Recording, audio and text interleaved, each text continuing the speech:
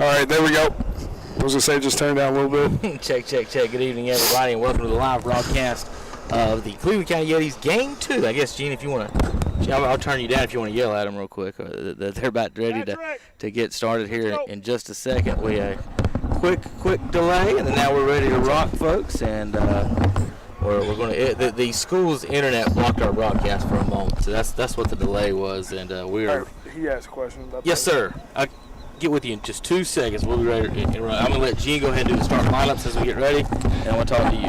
Hey, everybody, this is Coach Bowles. You can turn it down just a little bit. We just got a little change tonight. We have Juliani Pereira starting on the bump for the Team Black, Team Graceman tonight.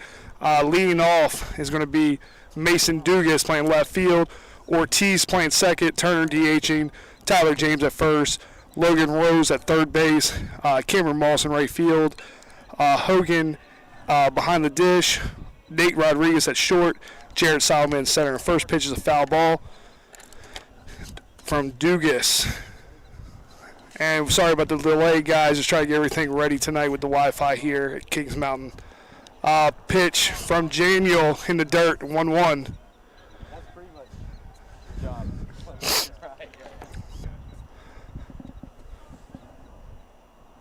So pitch coming in from Juliani Pereira inside to Mason Dugas. So this was a last-minute change by Coach Greisman, bringing in Juliani Pereira to start.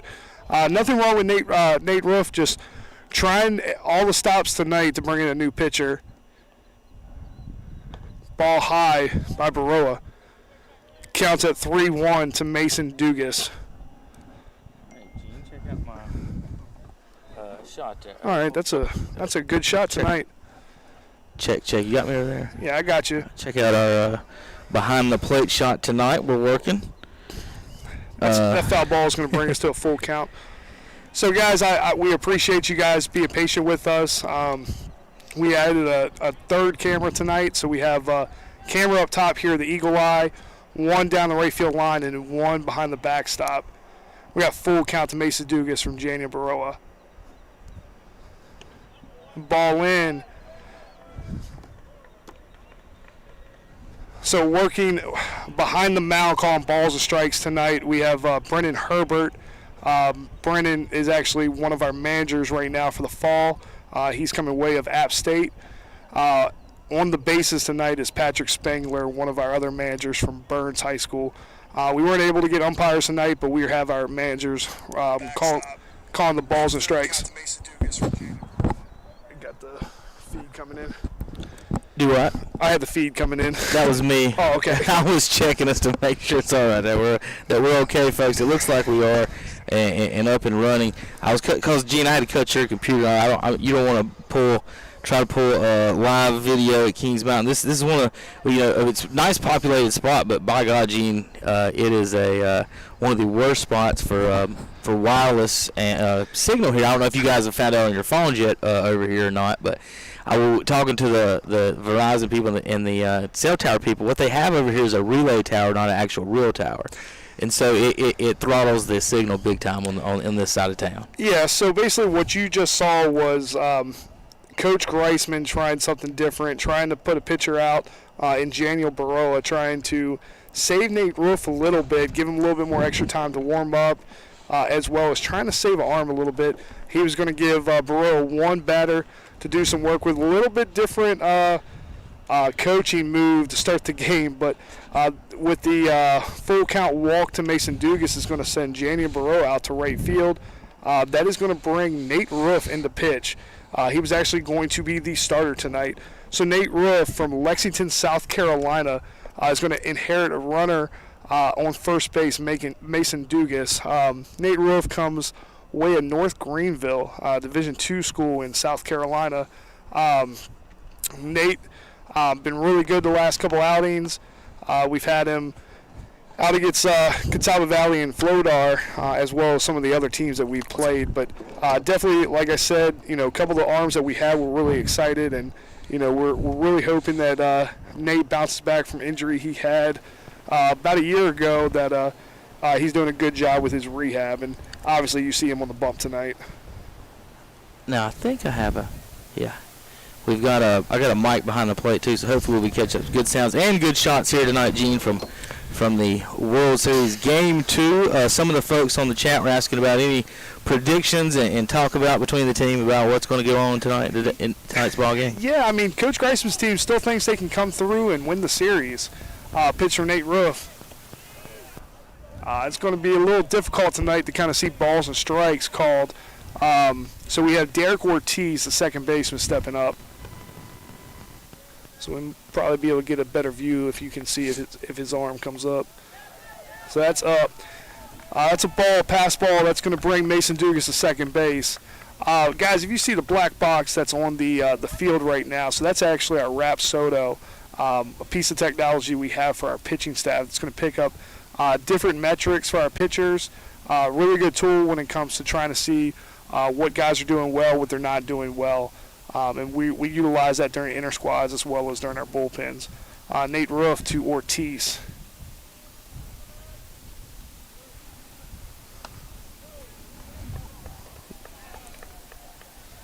All right, so we got Derek Ortiz facing Nate Roof. And in the field tonight, we have Zach Wilson behind the dish, Greg Johnson at first base. Pitch coming in, strike to Derek Ortiz. At second base, we have Carter Hensley. At third base, we have Blake Decker.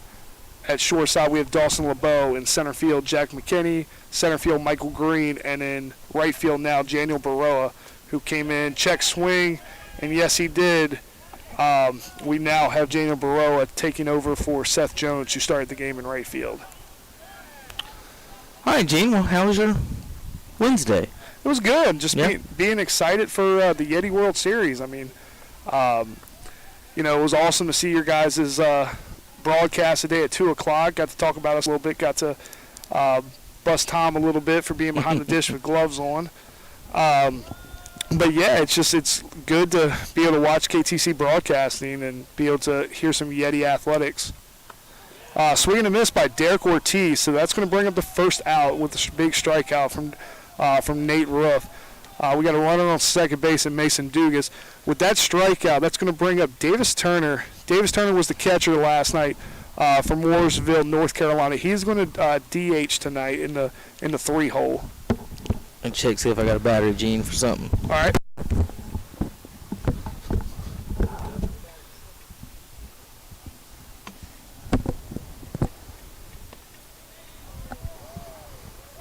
All right, so first pitch is into to Davis Turner. So like we said last night, Davis Turner's coming here way of Lenore Ryan.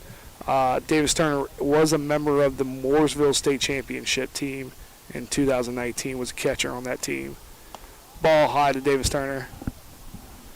Beautiful night here at Kings Mountain. So if you're not able to get out of here and you're out-of-state parent or a fan, we still have 3 more games left. A couple parents have asked me if we're still going to play all 5 games. We are. Friday night's going to be here at 6:30, Saturday at 1 o'clock, and Sunday at 2 o'clock. Inside move by Nate Roof, doesn't make a throw. Just checking the runner at second, Mason Dugas. Mason coming up big last night with the throw to the plate to end the game, cutting down the runner Dylan Beaver. Called strike by Brennan Herbert, calling the balls a strike behind the mound tonight. So definitely lucky to have a couple of managers being able to call, to be able to do our umpiring tonight, just because we had a couple umpires call out on us, and we definitely appreciate them helping out. Ball high to Davis Turner. So I'm actually going to keep a little bit of book tonight, but it's a little hard, just kind of like last night, where Brennan Herbert's standing. We can't technically see straight balls and strikes from him, the calls, but it's a little bit better than seeing the black gloves. But that's a ball high, so that's going to bring in a walk to Davis Turner. And I'm almost ready, Gene. It's been trying to details every little detail and cross every little T on the broadcast, folks. Thanks for tuning in. We're live training Yetis at running the camera. Yeah, so now that's going to bring up the cleanup hitter, Tyler James, playing first base tonight. Tyler had a big night last night for Team Dawson. We'll see if he can do it again. First pitch in the dirt by Nate Roof. But if you're listening out there, we're going to try to do this as much as possible. We definitely want the out-of-state parents to be able to see as many Yeti baseball games as possible. I've talked to a couple parents already. All this is not funded by the school. We took care of this ourselves as a coaching staff. We want to make sure we get the most opportunities for these young men. Foul ball back by Tyler James. So we want to make sure that everybody realizes that we want to make sure that these young men get live broadcast and they're able to actually have some highlight films for themselves. So Nate Roof comes in to Tyler James after the foul ball.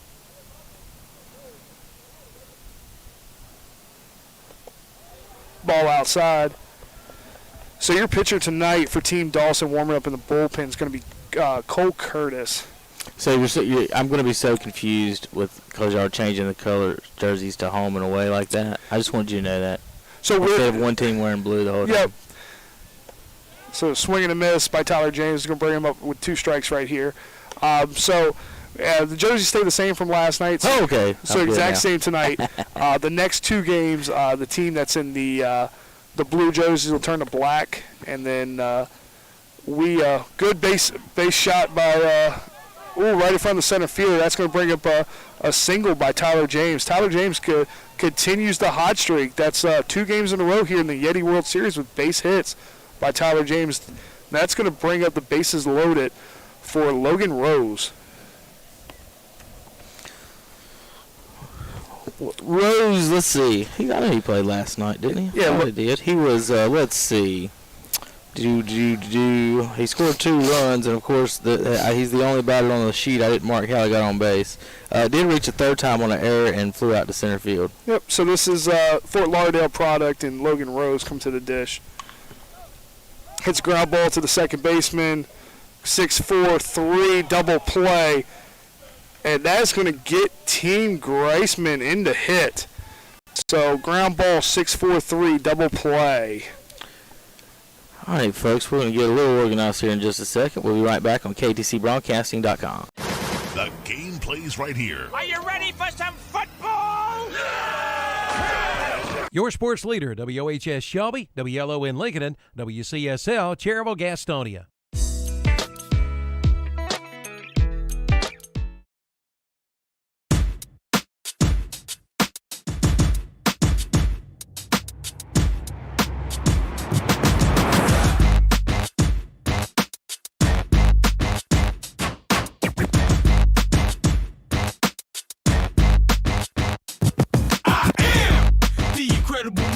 Only do things incredible can, 'cause I am the seed of a chosen breed. You don't see too many like me, 'cause I am one of the reasons you do what you do when you wanna be me instead of you, 'cause I am still on beat, showing love to the streets. Come on, you know me, 'cause that's who I am.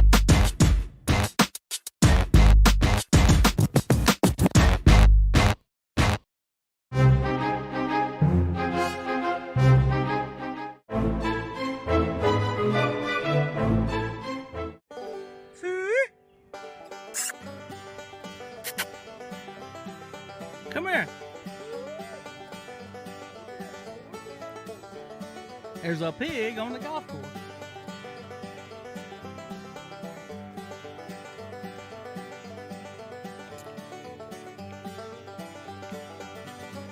Suey, Suey, Suey.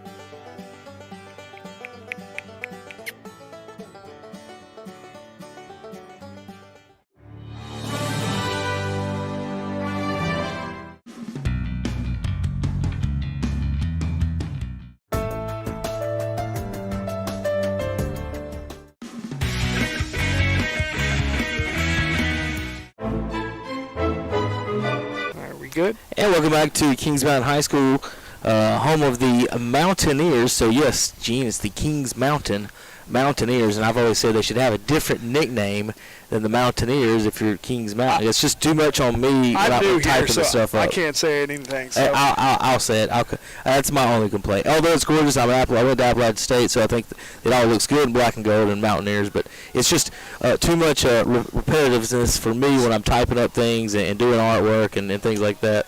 So Cole Curtis tonight's going to be doing the pitching for Team Dawson. His battery mate behind the dish is Patrick Hogan. You coach down there's trying to get your attention there, sir.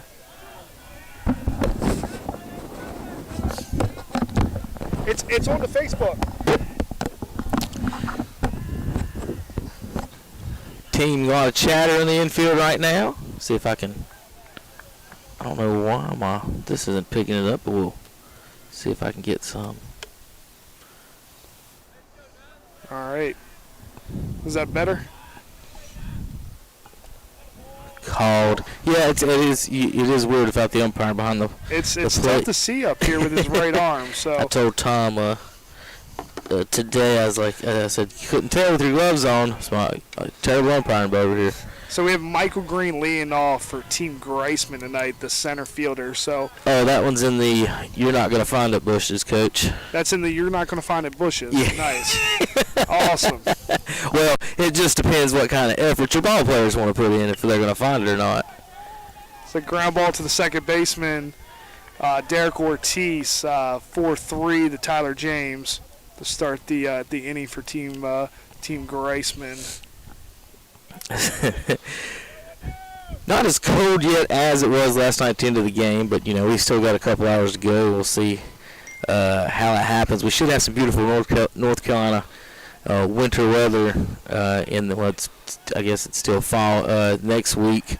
Saturday and Sunday. Good pitch, it looks like.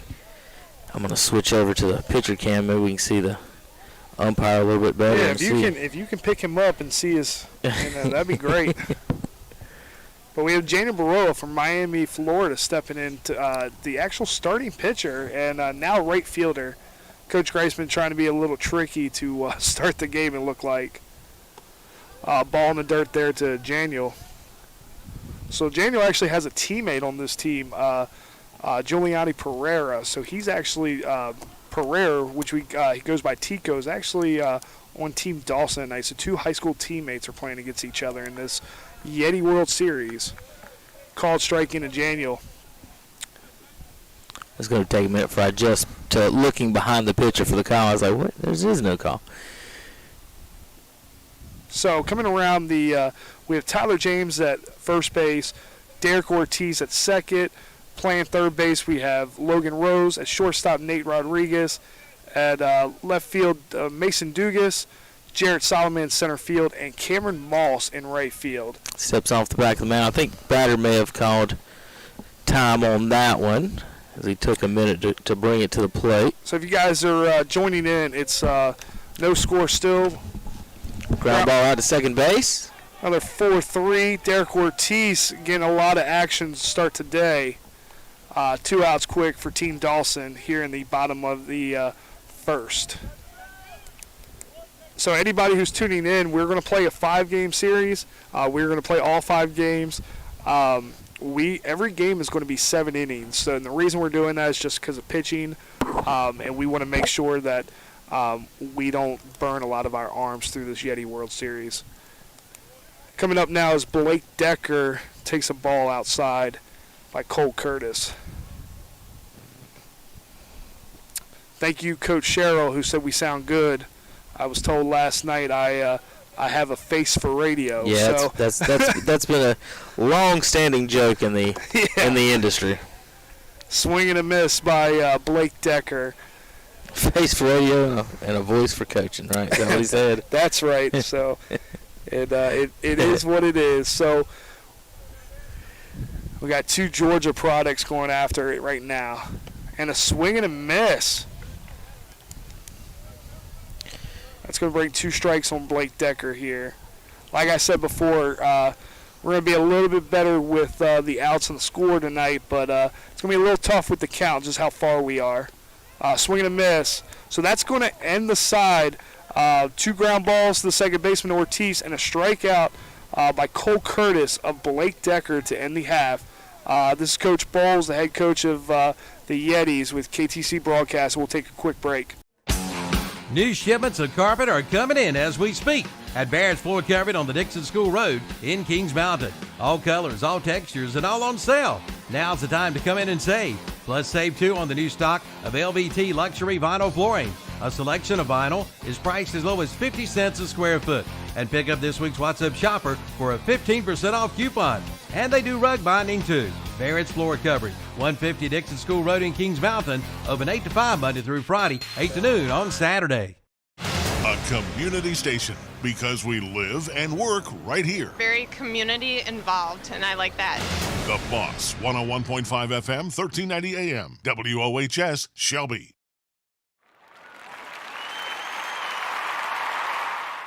Since 1986, Witherspoon Insurance Agency in Shelby has been serving families across Shelby and Cleveland County.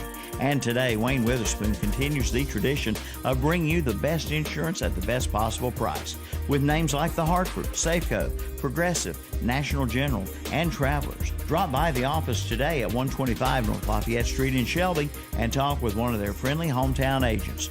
Witherspoon Insurance Agency, your independent insurance agency since 1986.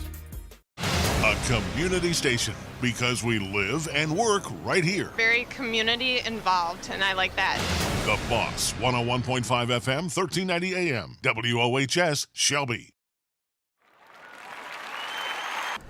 Welcome back to Kings Mountain High School, home of the Mountaineers. We'll be having some football in the spring this year, late February and March and April, as North Carolina plays all of our sports in the spring. And what's first up is basketball coming up. We'll have those broadcast live, and then we'll have some football, and then end with baseball all in the spring. So it'll be a busy semester and early part of 2021 for KTC. Ladies and gentlemen, who we got coming up to bat now, Gene? And we got a special guest here on the top of the press box. So we have Nate Roof pitching right now to Cameron Moss, the right fielder for Team Dawson, swing and a miss. So we got a special guest. We're going to have him up for the whole second inning. We have Avery Bridges, local guy from Burns High School. Avery, go introduce yourself to everybody. Hey, what's up, guys? Thank you for having me on. Well, since Avery is from Burns, and you did pitch a little bit last night, right? Yes, sir. So I'm going to have to put you on the spot, and we have to talk about how terrible of an umpire the guy behind the plate was. Come on, Mr. C's a good guy. He's a good guy. Austin won't go there, Tom. Tommy might be watching right now. He works for us and does our football games. I love Mr. C. So we like to rib him a little bit, and I figured I'd give you your chance while he's not here to take any shots you want to. No, I'm not going to go at him tonight. So, all right, but welcome to the broadcast. Thank you. So we got Avery Bridges here as Cameron Moss is up to the plate as I lose my voice right now.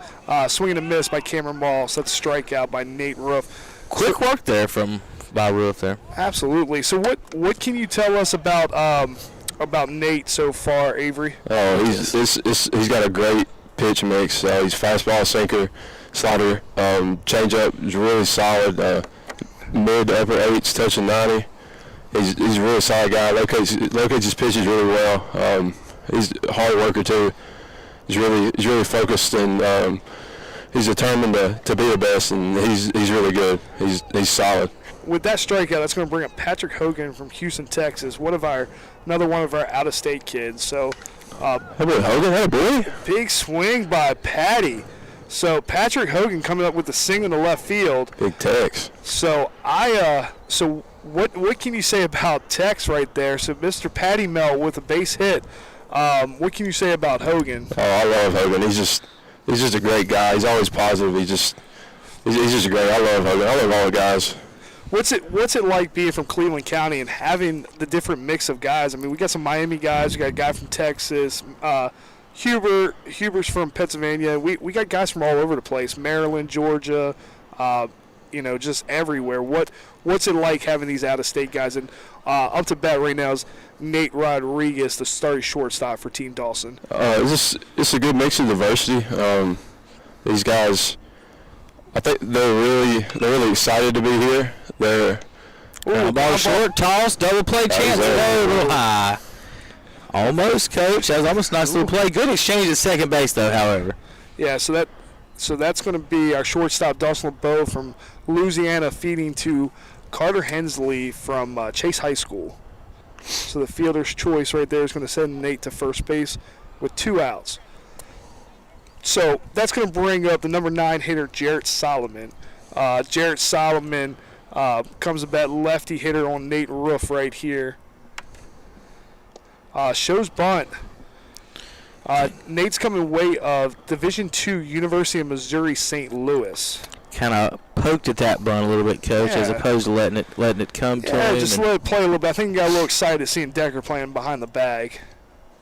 See Nate comes back a little high right here. So we'll get a little bit more on questions with Avery. This is 2 outs right here. But, Avery, what can you kind of tell us about having the out-of-state kids? You know, what's it like with them, and kind of what have you learned, maybe style of play and other stuff from these out-of-state guys? It's just like I said, they bring a great deal of diversity. From Daniel and Tico, learn a little bit of Spanish from them. I think Mike Green's kind of rubbed off on some of these guys in a good way. He's ground ball to the second baseman, Carter Hensley. He's going to send it to Greg Johnson. So that's going to be a 3rd out right there with the 4-3. So we're going to actually pick right back up here on KTC Broadcasting with that. This is Coach Bowles, head coach of the Yetis, and we'll be right back.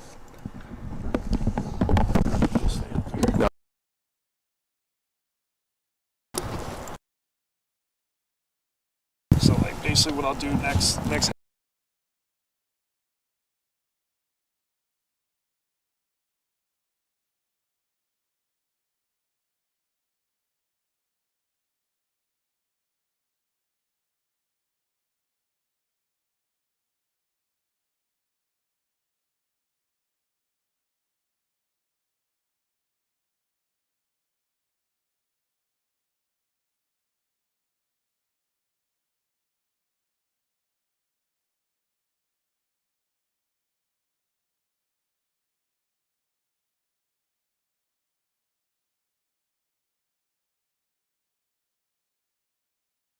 Oklahoma, Clemson, and Ohio State. But Early supply is limited, and all case knives are now 10% off. And see the Green Tech heater with remote stand for only $119 at Shelby Hardware, 506 South Lafayette Street in Shelby. Searching for a good pre-owned vehicle? Quit jumping through hoops. Head to SNR Auto Sales in Shelby. At SNR Auto Sales in Shelby, you'll find a great selection of late model pre-owned cars, trucks, and SUVs. And you can buy here, pay here at SNR Auto Sales in Shelby. You'll feel like you hit the game-winning shot after your great deal at SNR Auto Sales. So be a winner today and one of their satisfied customers. Check out SNR Auto Sales, 417 South Post Road in Shelby, online at srautosales.com.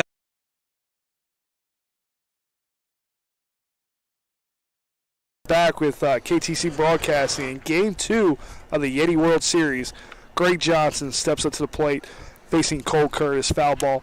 So getting back with Avery Bridges is one of our first guests tonight from Burns High School. We were talking about the out-of-state kids.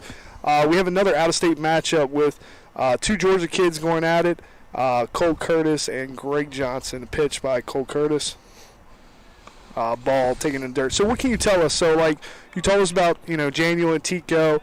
I think, even Michael Green, what you were saying is rubbing off. I mean, you see, like, Quinn Romo, it's, wearing camo. Going hunting. Big pop-up in the infield by Greg Johnson. Boy, Derek. Oh, boy. That's Derek Ortiz just camping underneath that with the P4 for the first out. So kind of tell us a little bit, you being from Cleveland County and one of the first commits here in Yeti Nation, what was that like? So talk about, like, your recruiting process and what does that mean for, you and your family and even your school to be one of the first commits. And up to plate is Riley Cash from Crest High School, another local guy. Oh, yeah. So after my junior year in high school, I had a really good year. I really didn't get many looks. And then last August, I got takes from Coach Bowles, and he was really positive. He was really adamant about me coming to campus and made me feel good about myself. I had other offers, but this was just home for me. When I went on campus, me me and Dub, we took our visit together, and we just after leaving, we just had a short conversation. We were like, this is it. This is exciting. This is gonna be fun being part of a first year program, and it just felt like home. And we want to put ourselves on the map right away, and we've got a chance to win right away. And we work super hard. And that's the big thing too. Pitch coming into Riley Cash in the dirt. You know, I don't know if you know the story how I actually contacted you. Do you know the first time I met your parents? Do you know that? It was at my sister's Legion game, wasn't it? It was. So I just got to town. It was my first day in town. Looks like a base hit up the middle by Riley Cash. So that's going to get Riley Cash on with one out. They're going to go pitch run for him right now. Looks like it's going to be Dylan Beaver, one of your teammates from Burns High School, coming in to pitch run for Riley Cash. That's the biggest thing too. It's all about networking and talking. I mean, our softball coach Ronald Beaver was, got the field ready and dressed up for the American Legion Softball World Series. Was your dad and mom working the event? I think they were just there that night. I don't think they were working that night. I think they were just there watching my sister. Now we got Jack McKinney up to plate from Chase High School. Yeah, and that's how it all starts. It's just funny how recruits.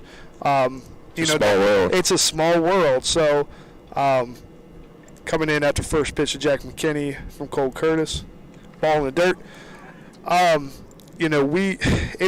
Besides just and guys who are listening that don't know the team, and when Avery talks about Dub, that's one of his high school teammates, Zach Wilson. Zach Wilson's doing the catching tonight for Team Greisman in the black. What's that like playing with your high school teammates? Yeah, even with Dylan Beaver, and you got Patrick Spengler as one of our managers for a year. Oh, it's fun. We all decided that this was home, and we wanted to make it home for at least another year, possibly 2 more years, and we felt like this was just it, and this was the place to be, and we were excited, and we still are excited to be a part of this program. Colt Curtis looks in for the sign, and Beaver's going to take off and run. Oh, Hogan with the good throw. We just couldn't get a glove on it right there. So Dylan Beaver coming in with the stolen base. Jack's swinging good. Yeah, so what's it like to being, a local guy? You get to play with Michael Green and Riley Cash. You get to see all the time growing up. You have Joe Ruffalo from here in Kings Mountain. You have Chris Moxley from West Lincoln. It's Hunter Shue from East Rutherford. What's that like to have different guys from surrounding counties coming here as well? Well, I play with a bunch of these guys on my showcase team, like Jack and Bailey.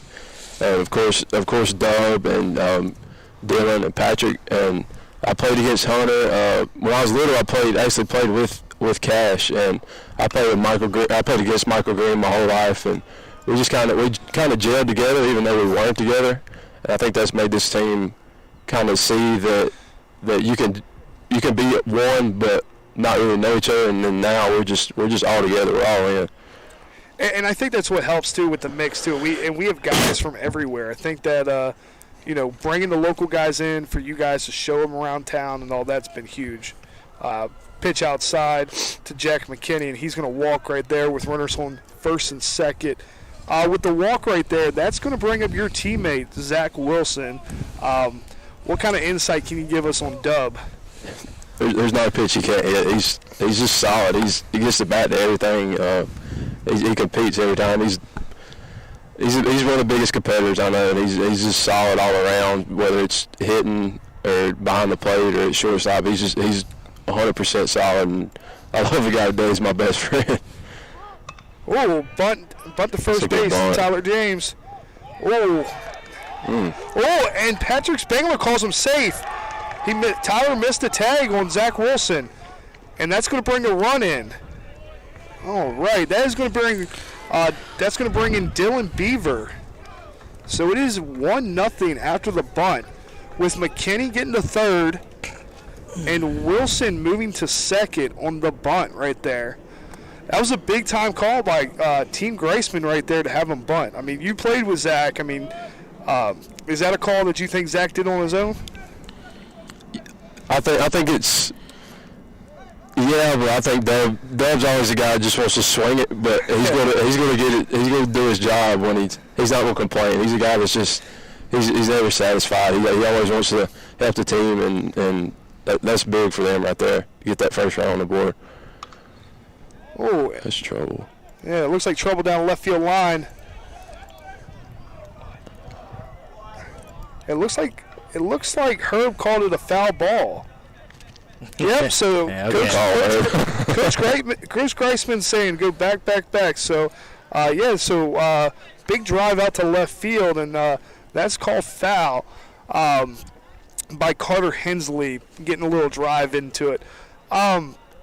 Zach Wilson, kind of like Caleb Adair from last night, kind of a Swiss Army knife, another one for Team Greisman. Oh, absolutely. Coming in, I mean, not only can he catch, he can play middle infield, he can play. He can pitch as well, but pitch coming in from Cole Curtis, pitch outside to Carter Hensley. In Zach, the last couple of weeks, we transitioned him behind the dish, trying to save his legs a little bit. In high school, he had to, with you guys at Burns, it was just out of necessity. He had to play a little bit of everywhere and try to kind of save the young man's legs a little bit. What do you think with him ground ball to the shortstop, Nate Rodriguez? And Carter Hensley's going to beat the throw by Nate Rodriguez, safe at first. On that, your former teammate moves up to third base on the throw, and that's going to score Jack McKinney and make it 2-0 for Team Greisman on the infield hit by Carter Hensley from Chase High School. Now we're going to have the number 9 hitter tonight, Dawson LeBeau. What can you tell us about Dawson from Louisiana? He's got great hands. He's quick with his hands at the plate and in the field. He's solid. He's just really quick. He's smooth. He's a great guy too. So from and I'm going to probably pronounce it wrong, Bruisley, Louisiana. He's definitely one of a kind. Definitely like the young man a lot. What kind of the actions he has in the middle infield. And moving on the pitch, Carter Hensley's going to take the bag. Good read on that by Carter Hensley. Runners at second and third with one out, and Dawson LeBeau up. So you got to spend a little bit of time with Dawson. What's he like off the field? He's a really good guy. First time I met him, he was asking me, he's like, "What's sun drop?" He said, "I've never heard of sun drop." And I said, "Yeah, man, that's the thing that's only in North Carolina and South Carolina thing pretty much." I think he was seeing the trucks. Yeah, he saw the trucks going down the road, and it was the first day of meetings. He's like, "What is sun drop?" And I was like, "It's kind of like Mountain Dew and Sprite mixed together." It's jacked up Mountain Dew. Guys, if you're listening out there, we have some recruits listening right now. It's definitely the nectar of the gods, but don't drink too much of it. So you've seen the Ricky Bobby. Hopped up on Mountain Dew. Right. So folks, think about it. It is that, but a little bit more citrusy. The best thing is the Sundrop Slushes. That's a strikeout by Dawson LeBeau. I don't know if you've rounded into one of those yet, Gene, or not. I have actually. It's Cherry Ribbon Sundrop Slushes. Have you had the Cherry Wines? I have. Cherry Wine is a big thing around here too. Used to be the factory here in Shelby as well, and those slushies are my favorite. The Cherry Wine slushes. We're back up at the top of the order with Michael Green. Yeah, Cherry Wine. It's not real wine, folks. If you're listening, it's a soft drink named Cherry. It's cherry. Basically, cherry wine is the flavor. And that's one of the things with Coach Greisman, that when he moved here from Oklahoma, I took him and his fiancée Elizabeth out, and we got him some liver mush and cheer wine and Sundrop at Shelby Cafe, and I mean, they hadn't had either anything, just like me when I got down here. So try to give them the full Cleveland County experience once they got here. Well, there's actually a Liver Mush Festival. I don't know if they have it this year. Yeah, it was canceled. It was canceled, okay. Well, there's usually a Liver Mush Festival in uptown Shelby, and it's just this town is just a big family. Cleveland County is just a big family, and everybody accepts everybody for who they are pretty much, and it's just a big loving family around here. And I think that's one thing too with me being an out-of-state guy from Maryland. Just the acceptance of the community and kind of how everybody is, from where you grew up in the Burns district to the Crest district, Kings Mountain, and Shelby. Like, everybody's so welcoming. Swing and a miss by Michael Green from Cole Curtis. If you're listening out there and you're a recruit or a travel ball coach or high school coach, it's a little different here.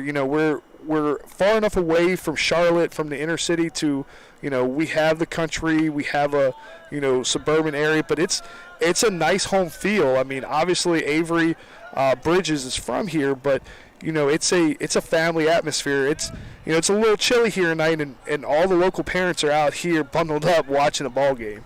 It doesn't get any better than that.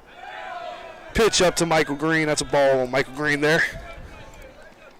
So what's it like? We asked all the local kids last night. What's it like to have your mom, your dad, your sister actually be able to come to games? Oh, it's great. I want to give a shout out to my parents. Last night was actually their 25th anniversary. And that's huge. And they were here. And my sister especially is my biggest fan. And my parents, they're always here, and they never miss a game. And it's just great having. It's just great having. Oh, that's a called strike 3 on Michael Green. So we're going to finish up the shout-out for Avery real quick before we take a break. So talk about how, the 25th anniversary and your sister being a big supporter. I told my parents, I said, y'all going to have to eat. It's 25 years. That's a super long time. And I said, no, there's no other place we'd rather be. And that really means a lot to me. And especially my sister, she's my biggest fan, my biggest supporter. And the last shout I want to give is to the good Lord above. I couldn't do it without him. He's definitely blessed me, and I'm excited to be here and excited to see what the future holds. Absolutely. Well, with that backwards K on Michael Green, that's going to bring the score at 2-0 for Team Greisman. So Avery Bridges from Burns High School here in Cleveland County. We appreciate you being here at Yeti Nation, and we look forward to seeing what you're going to do in 2021. Yeah, thank you guys. Thank you, and good luck, bro. Thanks, sir. And this is Coach Bowles from Cleveland Community College. We're going to take a real quick break. And if you need one time, Avery, to tell Coach C that he needs some glasses, it's on me. He didn't miss too many pitches when I was on the mound last night. He's got one free one. I'm not going to do that. Coach C on me, okay? No, he's a good guy. All right, buddy, have a good one. We'll be back in a few minutes, KTC Broadcast. For over 100 years, the Stamey Tysinger Funeral Home in Falston has been providing services to families of our community with care and compassion. And now the Stamey Funeral Home has added the Cremation Center along with a new name, the Stamey Tysinger Funeral Home and Cremation Center. The Stamey Tysinger Funeral Home and Cremation Center on Highway 182 in Falston, and the Stamey Funeral Home in Cherryville, located on Dixie Street in Cherryville, serving you with care and compassion in your time of need. Congratulations to the Transportation Administration of Cleveland County for being awarded the Transit System of the Year from the North Carolina Public Transportation Association. TAC is a fixed van service with 33 stops in and around Shelby, transporting the elderly and disabled residents of Cleveland County with safe, dependable transportation with professional drivers. All vans are ADA compliant with wheelchair lifts. For more information, call the Transportation Administration of Cleveland County at 704-482-6465. At Coyote, we're going to treat you like dirt because we hold dirt in the highest regard. We're honored to find it under our fingernails. I'm Kevin Hastings along with Coach Gene Bowles. We're back here in, where are we at? Bottom, top, second, top 3, right? Yeah, so top 3, and we're back to the top of the lineup with Mason Dugas leading off. And we got a 1-0 ball game. All right, so we're checking the... You want to say hello to anybody you might know? We've got some folks chatting online. Guys, please keep it nice. This is a community college JuCo baseball game, a inter-squad World Series. I will start blocking you if you use bad language. So don't let me make you be a bad child. But we got a walk here to lead off the inning, Coach Bowles, and it looks like the blue team is down by 1 here. And you've got the lineup. I haven't quite filled mine up yet if you want to. Yeah, so we have Derek Ortiz hitting second for Team Dawson, facing Nate Roof from Lexington, South Carolina right now. Ball inside. So I see Pedro from Oklahoma is actually listening out there. We appreciate you. I think I saw Miami in there. Yeah, we got Miami. So I'm sure we have a lot of people listening. We appreciate everybody listening. Just stay tuned, and anything anything you can do to help out support Yeti Nation, we appreciate it. First-year program, so anything helps. Derek Ortiz, the batter. So you went on that one, sir. Yep, he went on that one. I want to thank everybody for tuning in. Sorry about again, I guess we got one thumbs down, Gene. I guess we started a little bit late there, but we got it going here at the school. There's a swing and a miss. That's a strike 3 on Ortiz, and that's going to bring up Mr. Turner, who in the first inning walked. Yep, and was left stranded at second base on the 6-4-3 double play. On his way to third base. I'm pretty excited with this Yeti World Series. So it's a little bit different being a first-year program, and we're just trying to give the guys opportunity like a regular college. First pitch by Nate Roof to Davis Turner. You folks watching online, interested in the Cleveland County area, the local high schools around here are outstanding at football, and we broadcast the teams on Friday nights, and I think we've had at least about 10 straight years, Coach, of at least one team in a state championship game around here in this county, and we've been to them all, and about every 4 or 5 years a basketball team makes a deep run, and a baseball team too. So the football games on Friday nights, I highly recommend those broadcasts. We're sitting on top of Kings Mountain High School. This team was one score away from going to the state championship last year, in probably, Gene, one of the best high school games ever. 56-49. I got to watch it. 7 overtimes. Yeah. You went down. I did. Saw it in person. Yep. Okay, so you saw that game. Yeah.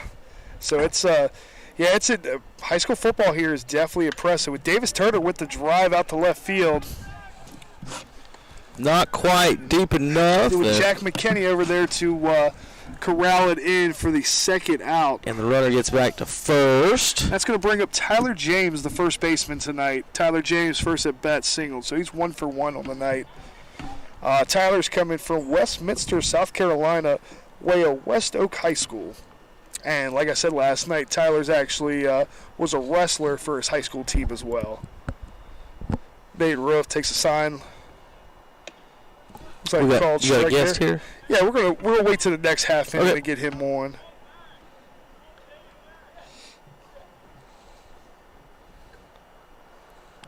Let's see, Nate Roof coming in with the pitch. Swing back to the backstop from Tyler James. So the Yetis in blue right now trail 1-0 against the Yetis in black. Cash, the local product here in Cleveland County, has scored the only run of the ball game so far. Well, we got 2 runs scored. We had Cash and McKinney. Oh, we got 2 of that in? Yep. So bad scorekeeping by Mr. Hastings. Jack McKinney from Chase scored the other run. So 2 local products with the only runs, ball in the dirt, from our local schools in Crest and Chase High School. So really excited to have Nate Roof here. He was actually a last-minute addition. Got a phone call from Landon Powell from North Greenville, and we got him here. Big-time transfer. Base hit again for Tyler James to left field. That's going to take Tyler James 2 for 2 on the night. Find the barrel tonight again. 2 nights in a row for Tyler James. And that's going to put Mason Dugas at second base with runners on first and second for Logan Rose from Fort Lauderdale, Florida, coming to the plate. That's the big thing, like I was saying with Nate Roof. Like, we were talking about this tonight. He showed up on campus, got a phone call at 10 o'clock, and Landon Powell, head coach of North Greenville, who actually caught Dallas Braden's perfect game on Mother's Day as the head coach at North Greenville, called me about Nate. Nate was coming off an injury and thought that this would be a good school. Nate's mom, who actually is listening, safe call by Patrick Spangler, who is the umpire tonight at first base. She actually drove up from Lexington and brought Nate up here. I'm definitely appreciative of that, and we definitely love having him here. So Logan Rose up to the dish.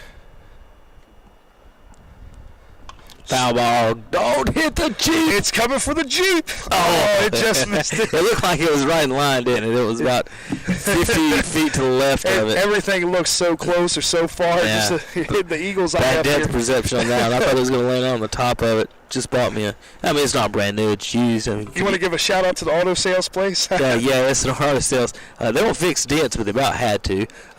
You got to. Ball gets away. And runners will advance to second and third on that. I'm assuming, with Zach Wilson just coming behind the dish the last couple weeks, and he's only caught Nate once before. Nate's been working on a splitter that's been running a little bit more than most catchers like to deal with back there. But definitely that's something with a little bit of bite back there for a catcher to handle. So we'll clean that up a little bit coming into the 21 season. But Nate Roof now has runners on second and third. Ball high to Logan Rose.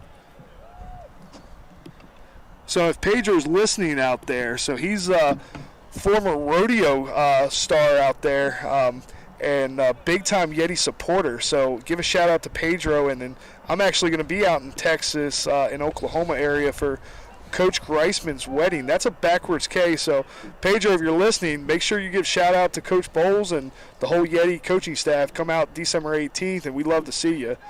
So this is Coach Bowles, head baseball coach of the Yetis Cleveland Community College in Shelby, North Carolina, KTC broadcast. And we'll be right back after this break. Lucky to be at Coyote. We're going to treat you like dirt. Because we hold dirt in the highest regard. We're honored to find it under our fingernails. Lucky to be caked in it at day's end. It keeps us humble, honest. Dirt gets taken for granted by most. But if you know us, you know getting treated like dirt means getting treated with respect. Coyote, we dig dirt. Your Coyote dealer is Weston Sales, Highway 18 North, Highway 27 intersection west in Vail. Have you got a ping, pang, ding going on with your car or truck? Then take it to A-Plus Automotive in Shelby. A-Plus Automotive does all types of automotive repairs, from tune-ups to oil changes and complete diagnostic work. And they are a North Carolina inspection station with over 30 years of experience. See A-Plus Automotive in Shelby. They also do AC and heater repair. Get her running today with a stop at A-Plus Automotive, 1900 Elizabeth Avenue in Shelby. See Charlie Heston today or call 704-482-0441 for A-Plus Automotive in Shelby. Pegram Insurance Services in Shelby is now All Care Insurance Services, and they invite you to see their newly remodeled office and talk with them about your insurance needs. If that's too far away from you, they have an All Care Insurance location in both Gastonia and Belmont areas. All Care Insurance has strived to be the best by providing quality insurance coverage with great commitment to customer service. Whether you do coverage for your home, auto, business, life, or something more, their experienced agents are there to help you. Visit one of their convenient locations, 220 West Dixon Boulevard in Shelby, 4515 Wilkinson Boulevard in Gastonia, and 7005 Suite E Wilkinson Boulevard in Belmont. That's All Care Insurance Services. We back? Yep. Welcome back to the broadcast from Kings Mountain High School, and KTC Broadcasting is the parent company here, folks, and we are broadcasting under our WOHS Shelby Cleveland County. There's a rope to left field to start off the inning by Daniel Pereira. Looks like he's going to get a stand-up double right there. So stand-up double by Daniel Pereira. So basically, right now, Cole Curtis on the bump coming into the bottom of the third has 3 Ks on the night. Has given up, that's his 4th hit, given up 3 singles and a double, and has gave up 2 earned runs. So our guest tonight is actually Daniel Pereira's high school teammate, Juliani Pereira, goes by Tico. So, Tico, if you want to give a shout-out and say hi to everybody back home in Miami. Yeah, I do. I want to give a shout-out to my family back home in Miami, my mom, my dad, brother, sisters, nephews, and nieces who are watching the game right now. There we go. And then we got Blake Decker stepping up to the dish against Cole Curtis and runner on second. Ball outside. So, Tico, you've actually been the talk of a lot of the local kids that have come up here. So they absolutely love you and Daniel being here from Miami. I think it's a little different. Most of the guys from Cleveland County have probably never been to Miami. So what's it like being the Miami guys up here in Cleveland County? I mean, it is a lot different than swing and a miss by Miami. Blake Decker. It is a lot different than Miami, I would say, but I'm getting kind of used to it. The people here, like, they're really outgoing, so like they welcome me into their arms, like your family. Yeah, it's a big family, like Avery Bridges said earlier. Yeah. It's a big community, and it's a real big family here. Ball up to Blake Decker. So speaking of that family, so when you came here, obviously it was a little bit last minute trying to get the transition with Coach Wayne to get you and Daniel here. What, when you first got here, obviously a little skeptical because you've never been to North Carolina. Pitch coming in from Cole Curtis on Blake Decker. Swing and a miss by Blake Decker. What was it like? I mean, obviously, some players, who was that guy or guys that kind of took you in when you first got here? It was, to be honest, it was definitely Davis Turner, my roommate. Him. Avery, matter of fact, the first week of practice, I think it was on a Thursday, if I'm not mistaken. He invited me over for dinner. Then I ended up going because that night practice ended kind of late. And ever since that, I've been waiting for that dinner. So Avery.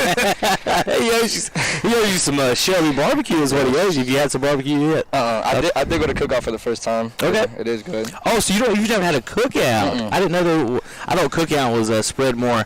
I'll tell you what, the very first cookout was in Raleigh or Durham, the one that the vice president went to the other day, and I visited that the very first few weeks it was actually open. I never heard of it. Swing and a miss by Blake Decker.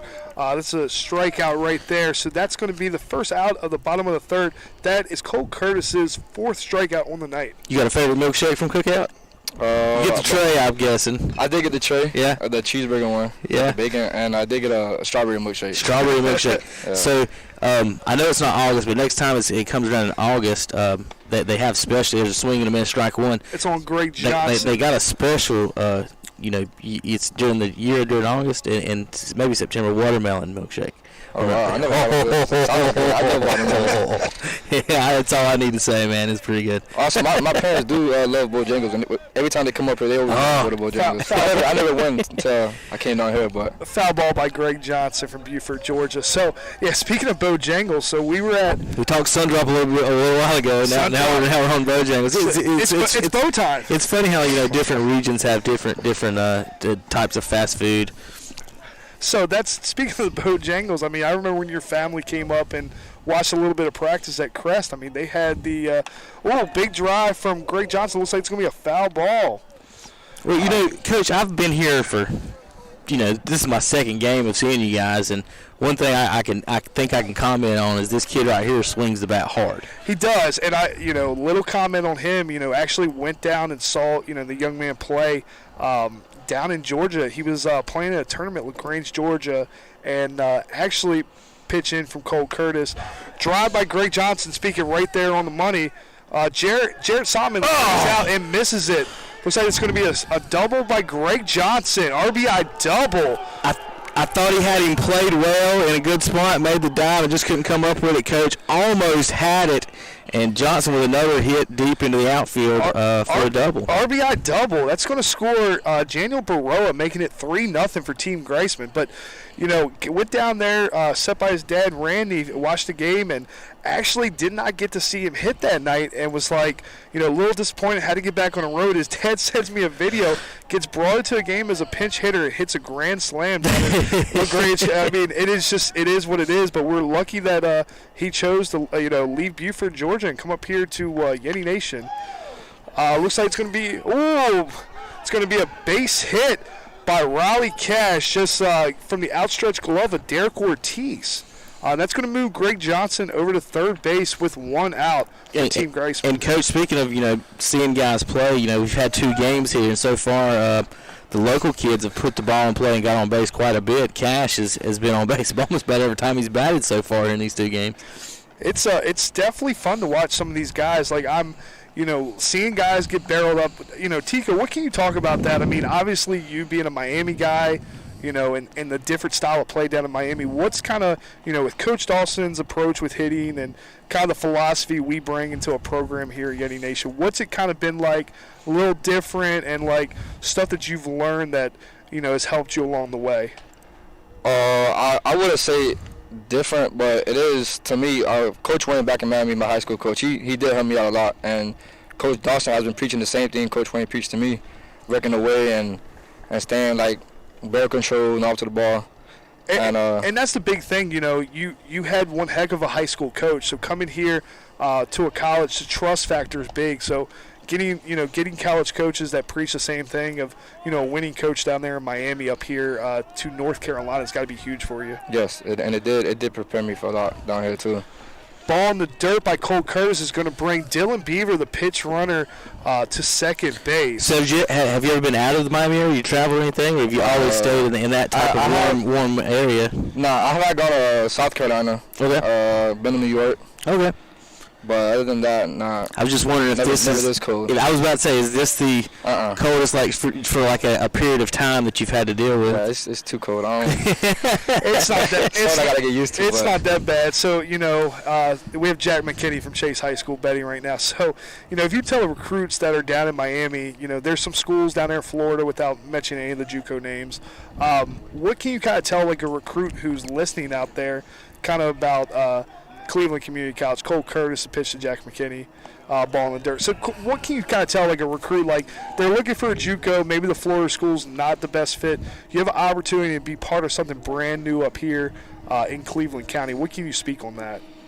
I would say just come in with open arms, to be honest, because I wasn't to be real. I wasn't expecting nothing like this for a first year program, and we come in a long way, and I was, to be honest, I just really can't explain it. I was not expecting this.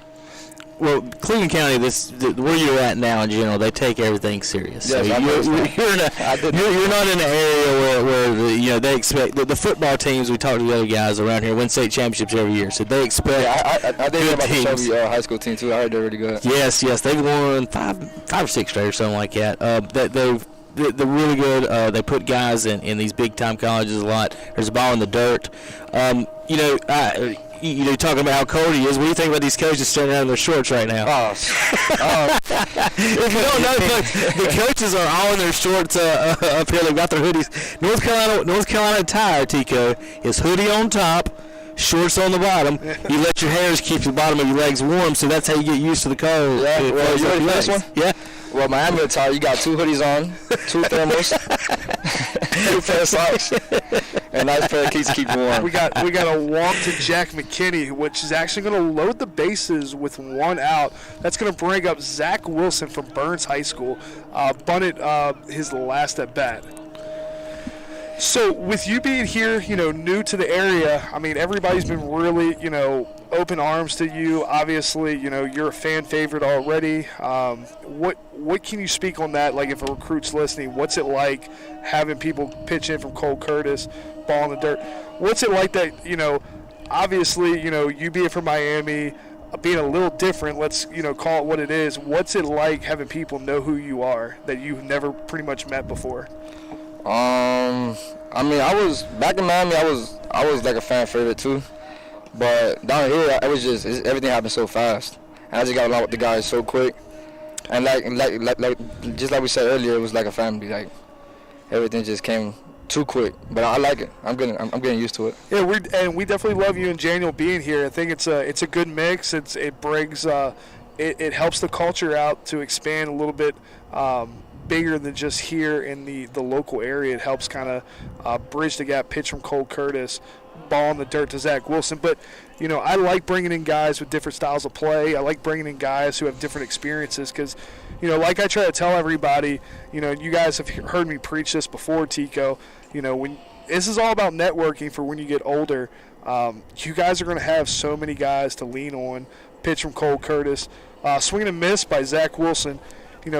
Everybody looks at JuCo. Everybody's, I want to go D1, go D2. But at the end of the day, you're going to have opportunity with all these guys here to, potentially have a job opportunity, have somebody's, some guys that you can call upon. What's the feeling like that? Like, being 18, 19 years old, be able to, down the road have that pitch from Cole Curtis.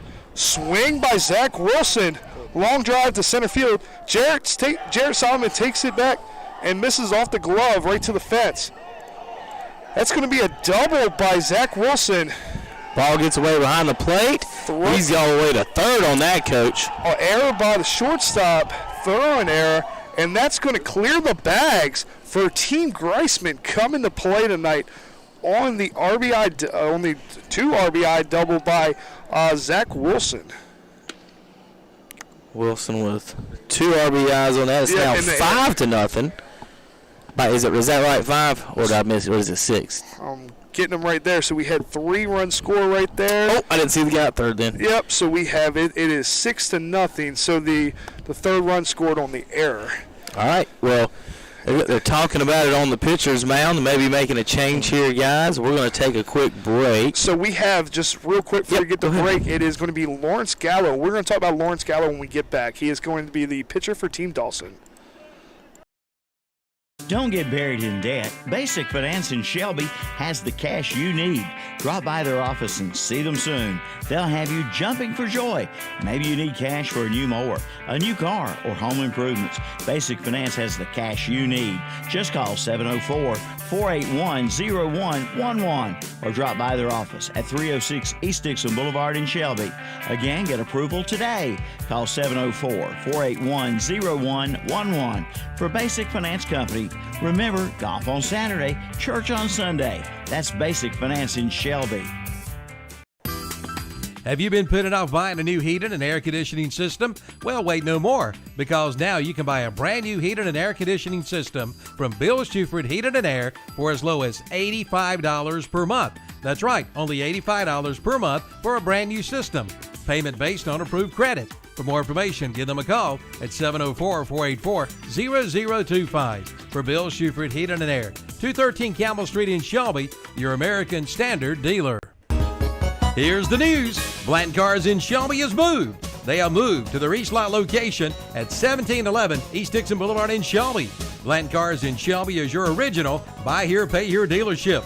Make your payments online by calling 704-481-0500 or check out their inventory at BlantonCars.com. Buy here, pay here at your original buy here, pay here dealer. That's Blanton Cars. Now at one location, 1711 East Dixon Boulevard in Shelby.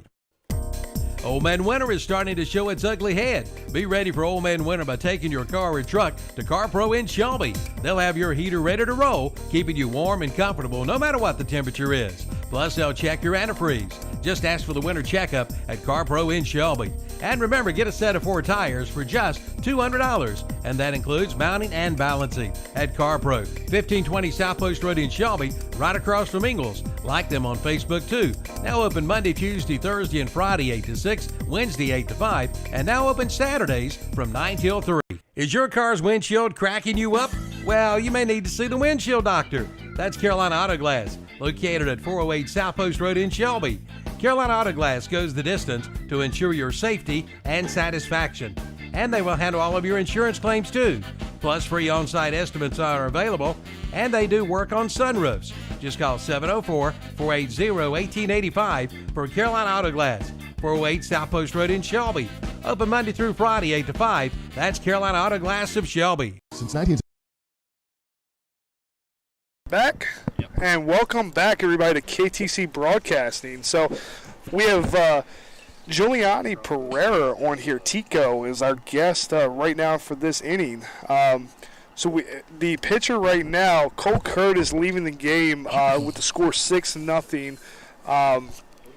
We have Cole leaving the game with 4 strikeouts and two and a third. Speaking of Lawrence Gallo, so we have a new pitcher coming in, left-hand pitcher from Georgia, looking to get out of this inning with Zach Wilson on third base. So he inherited Zach Wilson at third base with Carter Hensley at the plate and Dawson LeBeau on deck. So you got 6. Yep, 6-0 right now. Decker scored McKinney. We had Johnson, Cash, and McKinney scored. Decker struck out. Got you. And Baroa scored as well this inning. Got you. So Wilson's out at second base. No, he's at third base. Wilson, yeah, he moved over, didn't he? Got the double. And then Hensley is up to bat right now. Is that right? Correct. Okay. So Hensley up to bat in his first at bat, Coach. What did he do? So Hensley's first at bat was a single, and then he stole second. And that's where he was left at. So we got infield in right now with a 6-0 lead, runner on third. So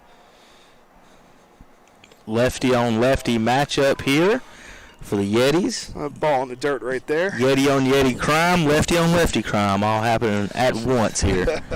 So coming back to Tico, so being new to North Carolina, pitched by Lawrence Gallo, it's like called strike. Probably what are you most excited to do here, in the area in North Carolina that you haven't got to do yet? Hunt. See, I'm dying to go hunting. Dying to. Dude, you were the third guy that's come up here and said that. Pass ball. It's every single one of you have come up. Pass ball. That's all the guys talk about, and they do go a lot. So I'm planning they take me out one day. So that's so we have a lot of guys that want to go hunting that are from out of state. So pass ball is going to score Zach Wilson. It's now 7-0 Team Greisman. Right, the kid that was from Georgia last night up here was talking about wanting to get find somewhere around here. That was Josh Compton. Yeah. So a couple of the guys with Bo being in, they're looking to go hunting soon. I know Michael Green and Bailey McGinness. We're going to get Bailey staying behind us right now. Was going to get some of the guys going out. I think Quentin Romo, another guy, Tico, was looking to go out. So you're excited to go hunting? Oh yeah, I'm down to go hunting. I mean, I first came up, I would see a deer by my apartment a lot, and I'll be like, oh my God, look, a deer, and now I see him, like, I'm getting used to this.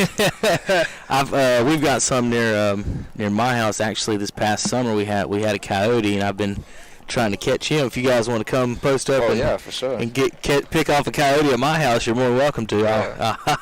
I'll feed you beverages and hot dogs or something, as long as y'all kill that joker. So walk by Carter Hensley. Now it's going to bring up Dawson LeBeau to the dish. Dawson's first time was a strikeout. Yeah, so that's one thing too. You don't expect some of the kids from Miami that want to go hunting. So it's definitely awesome to hear. Throw down by Patrick Hogan to Tyler James at first base does not get Carter Hensley. Currently, if you're just listening, we got one out here in the bottom of the third. That was a strikeout by Blake Decker by Cole Curtis. It is now 7-0 Team Greisman. Coming out swinging tonight after losing Game 1 of the Yeti World Series. So the Yeti World Series is at 1-0, Tico. So what can you tell us about going into this Yeti World Series? Like, what was it like for you guys, like, with the draft and with the World Series pitched by Lawrence Gallo? What did you think? Like, you've heard about World Series before at different colleges. What were your kind of expectations on this? I knew with both teams, they're both picked evenly, and I knew, like, off the jump it was going to be competitive. But both teams got hard. I know Coach Dawson has a plan. We're buying into that system. Greisman is definitely getting our coach, just saying. Go Team Dawson. Go Team Dawson. We are family having fun out here, so I just know it's going to be a great series, and I'm just can't wait for the end of it. I got a question for you. Have you ever seen snow in person? No, I seen Jado snow in New York. Didn't like it. I didn't like it. I'm down for the snow, but I just don't like the cold. Yeah? But that's kind of like one and the same. It kind of needs to happen. So can't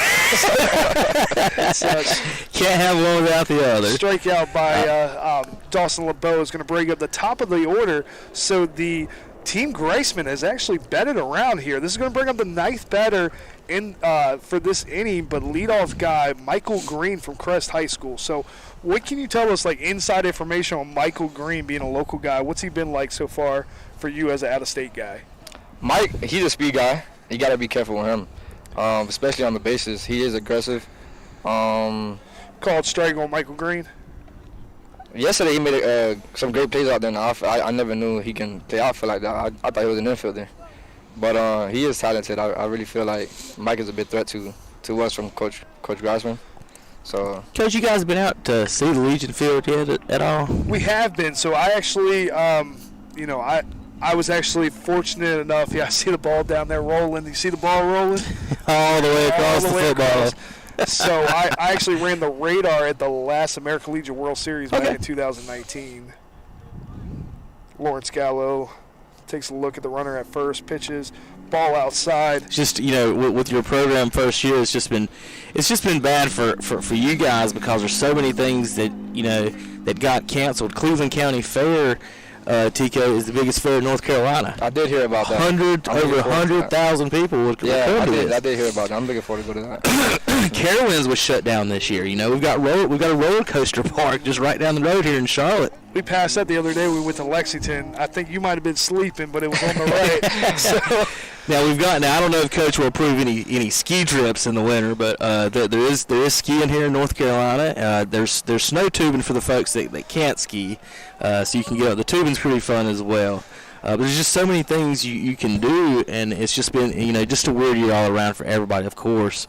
And for you guys coming out of town in the first year program, it's just, I feel bad for Coach A because he steered you to so many good, fun things to do, but then again, you can't go do it. Yeah, I mean, it is tough, but it's something you got to understand. But ball low.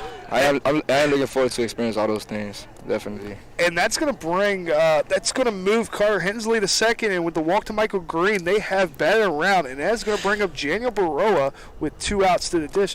Yeah, I mean, as a college coach, I mean, you hate to say this, but at the end of the day, you guys are college kids. You got to have experiences, and we don't want to always put baby gloves on you guys. You got to have experiences. So, when you do stuff like that, going up to mountains, being a kid from Miami, it's also nice having somebody who's done it before. Yeah, if you've never had your ears popped before riding up a hill. Oh my God, a couple times. But like you get in a plane, it's kind of the same thing.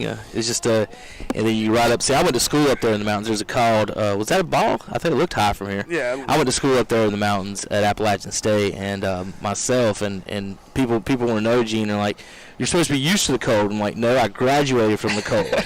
My degree says I don't have to deal with the cold anymore. I know to wear 2 pairs of socks, right, Tico? Exactly.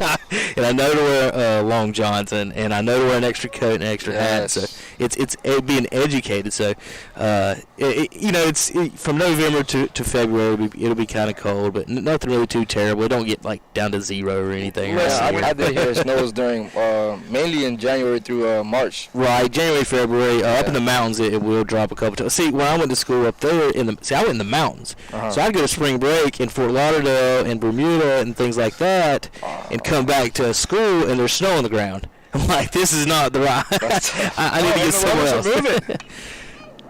Oh, ground ball to third baseman Logan Rose, and that's going to finally end the inning. Great play. That could have been a big play there, Coach, and the defender made a good play over there. So we'd like to thank Juliani Pereira, Tico, for coming on as our guest. We appreciate you, and welcome to Yeti Nation. We're excited to see what you're going to do in the 2021 season. Now, if you kill a deer, what are you going to do with it? Whatever I'm supposed to do with it. Whatever the boys from Cleveland County tell you. Somebody do. I'm going to go. All right, Tico. All right, guys. Thank you. Have a good one, brother.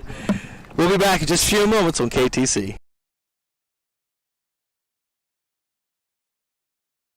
65 Cleveland Community College has been known for creating a fierce workforce, so it's no surprise our athletes will be fierce too. Introducing the Yetis at Cleveland Community College. We're fierce, stealthy, and a bit mysterious. Come see our team in action starting in September with men's and women's cross country. Softball takes the field next spring, and our baseball team comes up to bat in the spring 2021. Oh, and we're now accepting applications for fiercely loyal fans. Visit clevelandcc.edu for team schedules and more information. It's your money. Don't throw it away. Save up to 41% on home heating costs with natural gas from the city of Shelby. Natural gas is one of the most affordable ways to heat your home. And right now, the city of Shelby is offering a $400 rebate when you install a new natural gas furnace at your home. Call 704-669-2520 and start saving on your energy bill today. That's 704-669-2520 or visit cityofshelby.com. Hey, welcome back to the broadcast. Kevin Hastings along with Coach Gene Bowles in the Yeti World Series Game 2, or the first ever Yeti World Series. We've got the Blue Yetis against the black team. Team Graceman in the black versus Team Dawson in the blue. And we've actually had, so you want to introduce our guest so I can go ahead and start asking dumb questions for him? Yeah, so we're a little fun. So put that a little bit closer to your mouth. So the parents and the fans back home, we're in the top of the fourth. Team Greisman with a big lead right now, 7-0. Nate Roof on the bump. coming into the top of the fourth with 4 Ks right now. Our guest is Bailey McGinness, right-hand pitcher from Chase High School, another local guy here at Cleveland Community College. Nate Roof with the pitch, and we have Cameron Moss leading off for the Team Dawson. Well, we talked a little hunting of Tico, and I would guess if you went to Chase High School, you know a little bit about hunting, anything? Oh, yeah. Yeah, a little bit? For sure. A little bit. More of a, trying to put a, for the folks that, might be in Miami or Colorado or something, Chase is in more of a rural district, and so that's the farm, baby. It is called the farm. So for the folks, ball in the dirt, strike 3, runner to first, if he can get him, and he does for the first out of the inning. But, all right, Bailey McGinness, did you play any other sports at Chase other than baseball? I played football my senior year at Chase and had a pretty good season. Was that last year? Yes, sir. Okay, y'all did have a great season. In fact, one of the best seasons in team history. Oh, yeah. I know a little bit about it. I do the football on Friday night, so I actually played against one of the other best teams in Chase history. It might have been 99, and they went about 6-5 and got beat by Shelby like 2 or 6-0. There was a really close game. I played against those teams, so I remember those, and it's good to see you guys doing well last year. And now you got Coach Cogdell up there, and he seems I love Coach. I know him from down here at Burns, and he's an upstanding guy, and he seems he's going to do good up there for you guys. And I guess you guys are pretty excited about all that at Chase right now. Oh, yeah, for sure. Well, Bailey, what position you play in football real quick before we move on to the baseball? People want to hear about that. I played wide shot receiver. from Patrick Hogan out to center field. Michael Green right underneath it for the second out of the inning. Patrick Hogan with the long flight. I played. We were talking a minute ago some Cleveland County football. I played at Cherville and Bessemer, and played against you guys actually as well. But we used to be in y'all's conference, and but playing against the Cleveland County teams is a little bit different, isn't it, Bailey? Oh yeah, it's tough for sure. You got to plan big for the week. I was trying to explain to the folks listening to tune in to some of those games here in the fall. And I'm guessing, did you play at Burns or Shelby last year? I played at Burns last year. So you were on our broadcast. So you can go back and watch the Burns Chase game and rewatch that, whether you knew it or not. Oh, yeah. Cleveland County football is different, that's for sure. So we have Nate Rodriguez, shortstop up right now. Cleveland County baseball is different because nobody else is running around here with a Yeti on their hat. And I love the thing. I love the logo. And we give, me and my partner at the office on the shows, the podcast, Hunter, we give Coach some ridiculously dumb ideas. I love them. All the time. So I got a new one for you tonight, Coach. We got to get some hunting gear. Yes, you do. The last pitcher, so last night's pitcher, is that you? No? The last night's pitcher should be the Yeti the following game.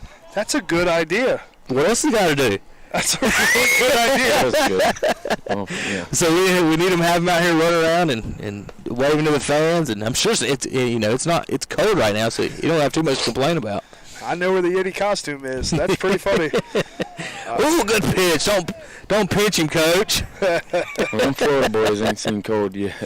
No, not quite yet. They'll be excited about the snow, though. I know, Yeah. The ice and the wind, that might get them. That was depressing up in Boone. It was the cold's not the baddest. When it starts blowing, the ice starts blowing sideways. Oh yeah. And that's when you're like But looking down the field, we were talking as far as the weather and everything. There's a lot of guys in short sleeves. Are those mostly the local guys and all the Florida folks? But no, strike 3 to end the inning. We'll let Bailey answer that here in just a few moments. We'll be back on KTC Broadcast.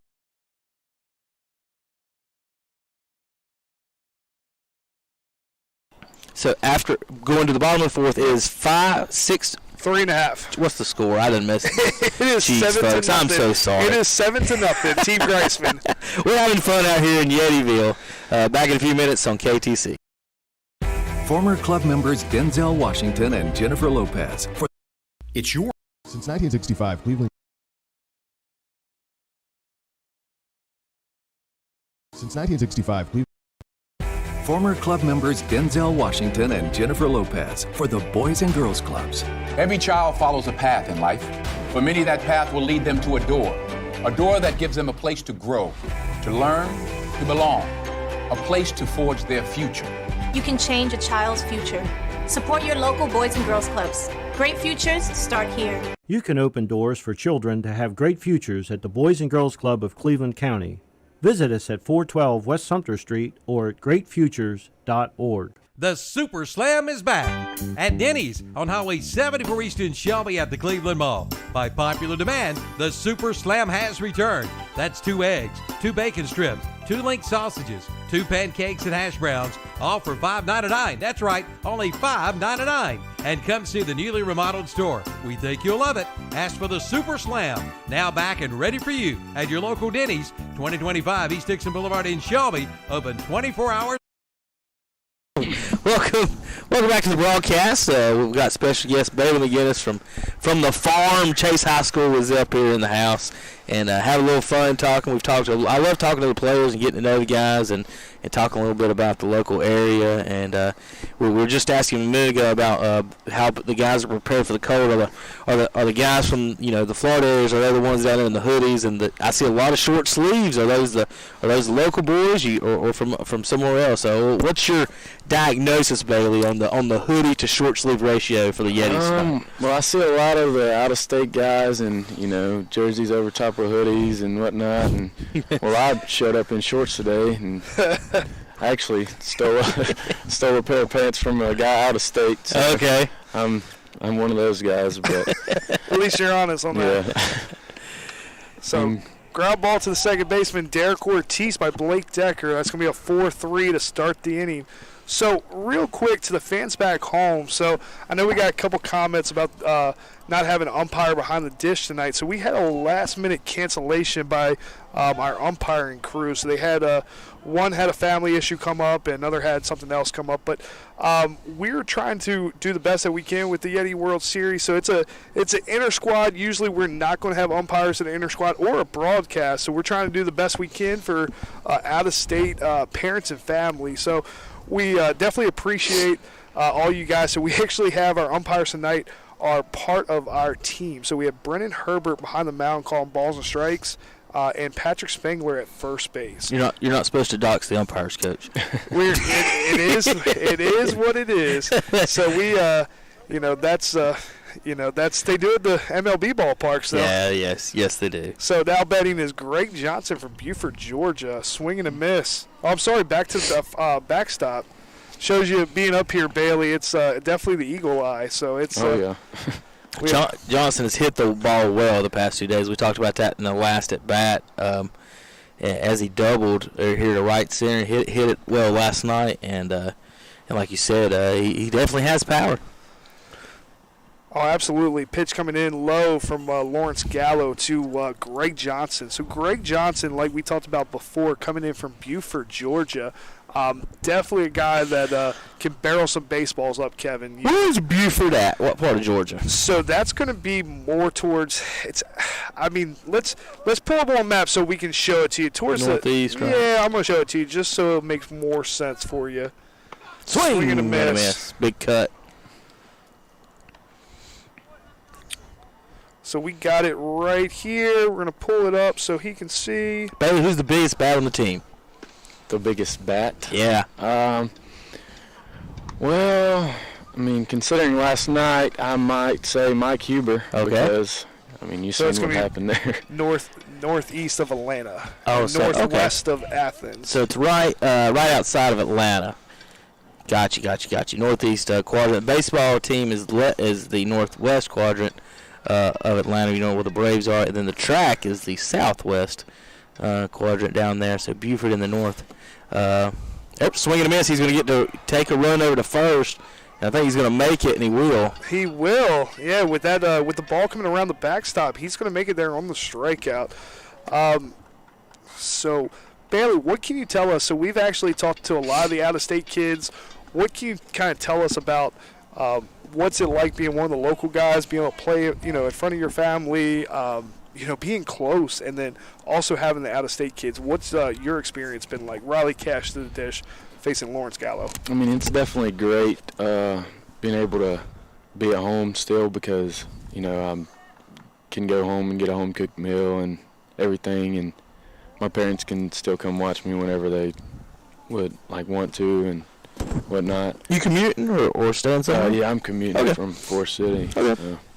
And the out-of-state guys are they're great, really. I mean, another base hit for Riley Cash up the middle of center field. Riley Cash. Telling you, Coach, he's a gamer. He is a gamer. So, and that's off of Lawrence Gallo. So, quick fun fact on Lawrence Gallo for the golf fans back home. So, Lawrence has actually worked at Augusta National. He was telling me some stories about how he had to make sure that the greens actually stayed green and different things he had to do during the Masters. So some of these kids coming from out of state with their different stuff. So Lawrence Gallo on the bump from Groveton, Georgia, the left-hand pitcher, right now facing Jack McKinney. So Jack McKinney, another guy from the farm at Chase High School. So you actually committed before Jack. So what was it like trying to get your teammate to come here to Yeti Nation? Oh, I was begging him. I mean, me and Jack have grown up ever since we were little, really, and went to the same schools and everything, and been best friends for really forever. And so it's great just to be able to play along him and work with him still. He seemed like a funny kid. He came by one of our broadcasts last weekend, got some hot dogs with Michael Green. And speaking of our broadcast, we just added 107.5 in Forest City to our family, to the KTC family. So we'll be doing some Rutherford County football in KTC this year, added to it as well. So we're excited about that. I got to meet him the other day, and he seems like a pretty good ball player. All you guys do. Oh, yeah, he's definitely swinging it well right now. Let me just add something real quick. So the pinch runner for Riley Cash, and if you didn't tune in last night, Riley Cash will be getting a pinch runner every time. We're trying to save his legs a little bit. The starting pitcher, Nate Roof, going to show off his speed as the pitch runner right now. Number 75, Nate Roof, jumping in to be the pitch runner. So anything goes right now during the inner squad with Jack McKinney at the dish. Ball in the dirt. So, parents and fans back home, basically this is the last time that the Yetis will get together as a complete unit, and then we go into small groups next week. So we'll play all 5 games tonight, Friday, Saturday, Sunday, and obviously we played last night, and then we'll do individual meetings with each players, and then we'll start small groups going into ground ball to third base. That's going to be a foul ball by Jack McKinney, but this is the last time we're actually going to be able to do a lot of stuff as a team. But Bailey, kind of how's the fall gone for you?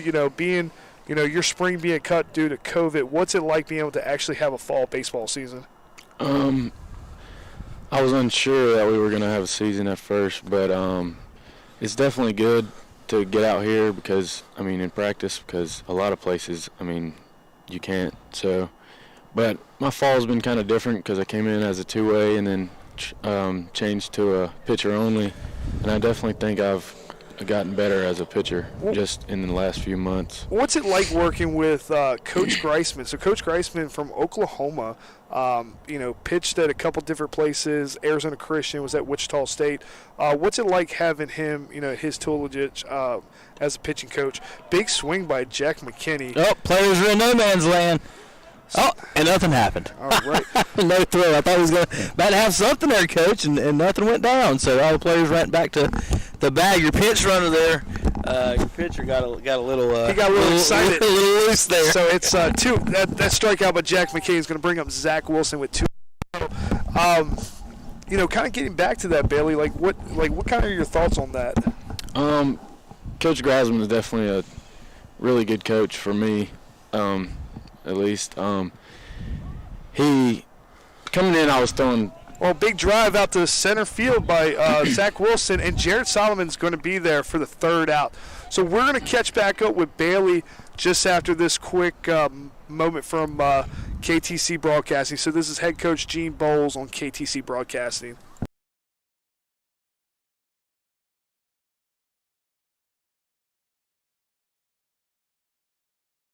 Since 1965, Cleveland Community College has been known for creating a fierce workforce, so it's no surprise our athletes will be fierce too. Introducing the Yetis at Cleveland Community College. We're fierce, stealthy, and a bit mysterious. Come see our team in action, starting in September with men's and women's cross country. Softball takes the field next spring, and our baseball team comes up to bat in the spring 2021. Oh, and we're now accepting applications for fiercely loyal fans. Visit clevelandcc.edu for team schedules and more information. It's your money. Don't throw it away. Save up to 41% on home heating costs with natural gas from the city of Shelby. Natural gas is one of the most affordable ways to heat your home. And right now, the city of Shelby is offering a $400 rebate when you install a new natural gas furnace at your home. Call 704-669-2520 and start saving on your energy bill today. That's 704-669-2520 or visit cityofshelby.com. Former club members Denzel Washington and Jennifer Lopez for the Boys and Girls Clubs. Every child follows a path in life. For many, that path will lead them to a door that gives them a place to grow, to learn, to belong, a place to forge their future. You can change a child's future. Support your local Boys and Girls Clubs. Great futures start here. You can open doors for children to have great futures at the Boys and Girls Club of Cleveland County. Visit us at 412 West Sumter Street or at greatfutures.org. Yeah. All right, folks, welcome back to the broadcast. We're just trying to figure out what to do with the Yeti. Looking for volunteers to be the Yeti at any time, any place.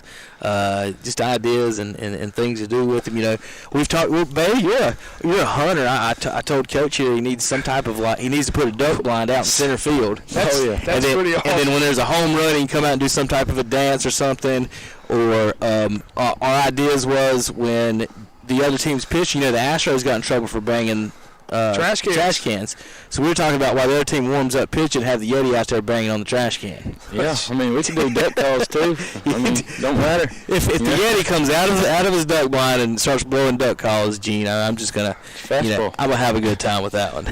So that might go viral. So heading into the top of the fifth, Team Greisman has the commanding lead at 7-0. They're going to the bullpen again with Chase Williams. Chase Williams probably absolutely the tallest guy on the staff. What do you think he's around, Bailey? 6'8"? Yeah, something like that. 6'7", 6'8". So number 98 tonight for Team Black, Team Greisman from Mooresville, North Carolina, away at Winston-Salem State.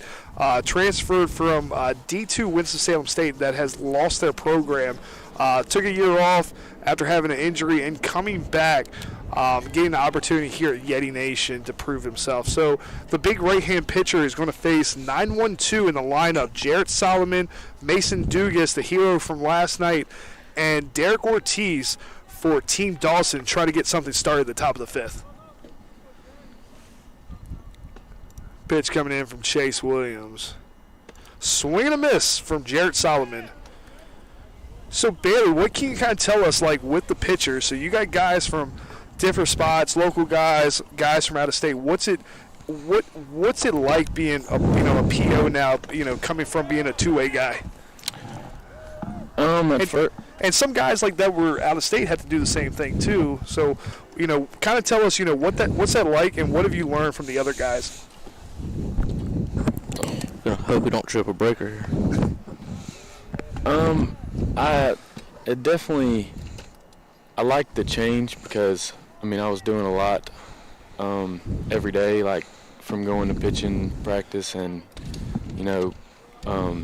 two ways, like everything. And I've definitely got... Drive out the center field by Jarrett Solomon. That's going to be caught by Michael Green.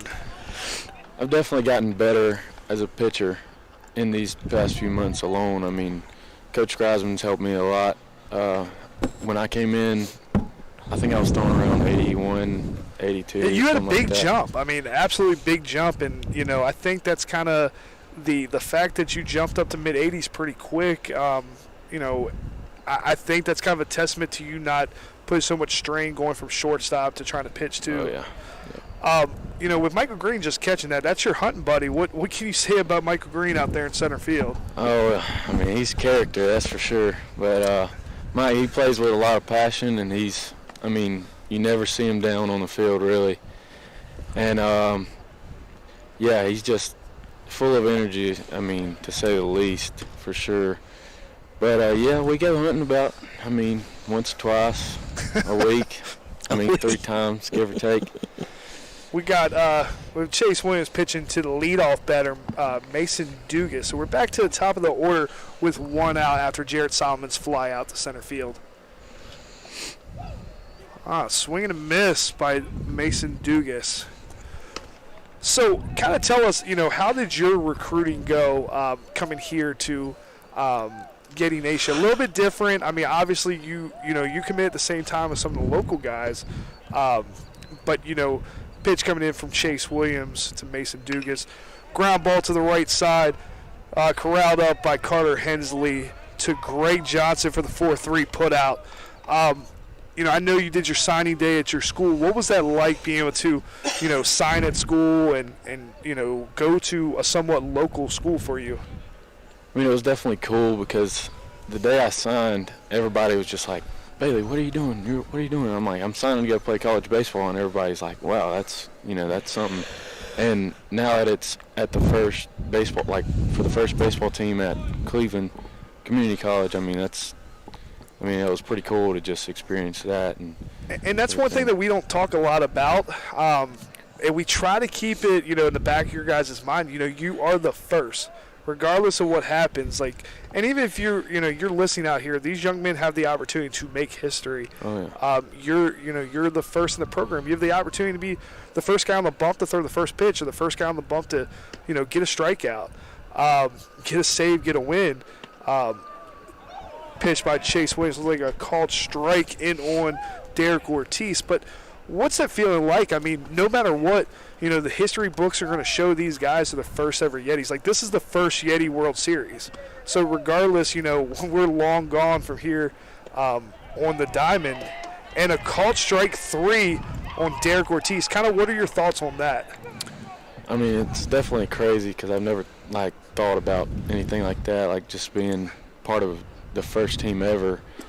And I feel like a lot of people have doubted us before playing us, but then we go out there and then we show them that we're actually something, and we're actually a family and a team, and we're here to play.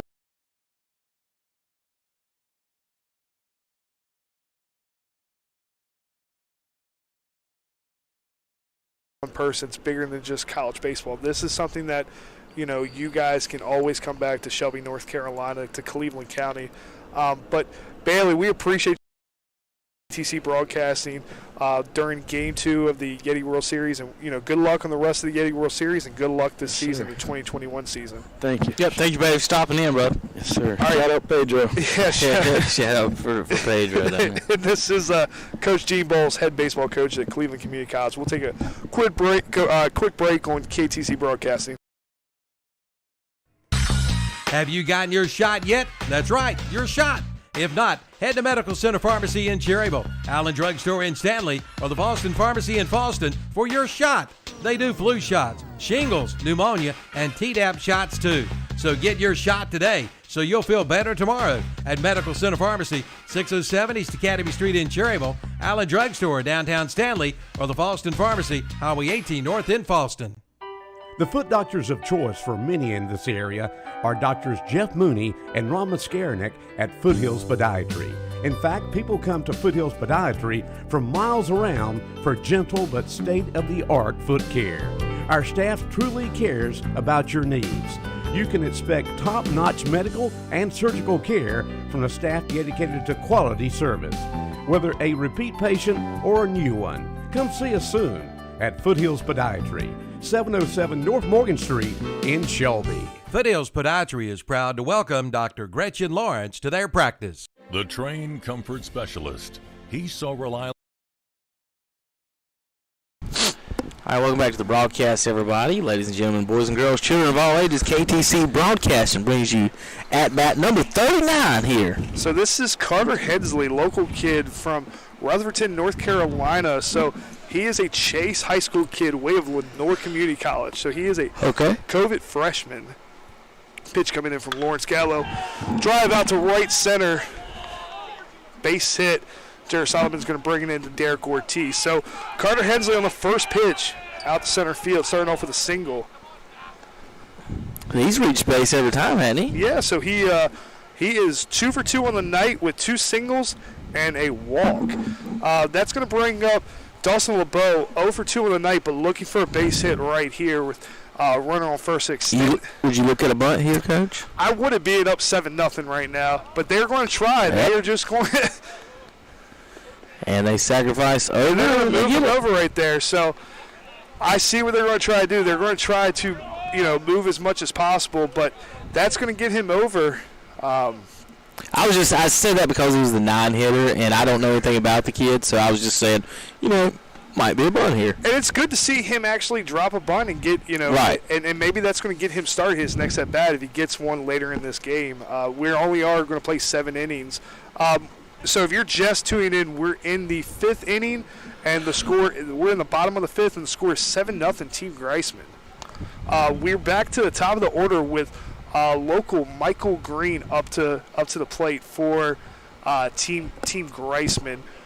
Carter Hensley is now on second base after the sack by Dawson LeBeau from Louisiana. And Lawrence Gallows on the bump. Checks and fires to Michael Green. And it's a big drive to left field. And that ball is gone. Michael Green going out of the ballpark tonight.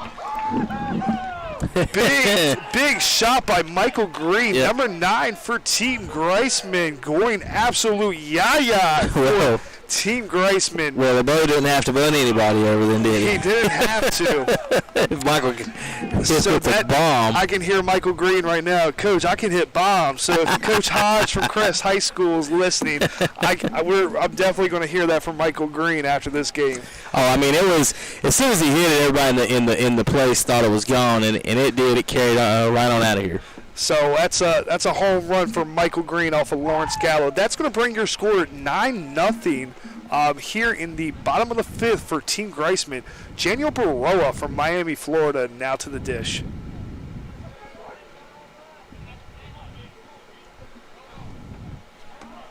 Is there any type of a run rule or anything? There's not. So we did not put that in place just because it's going to be the last inter squad for the fall for these guys.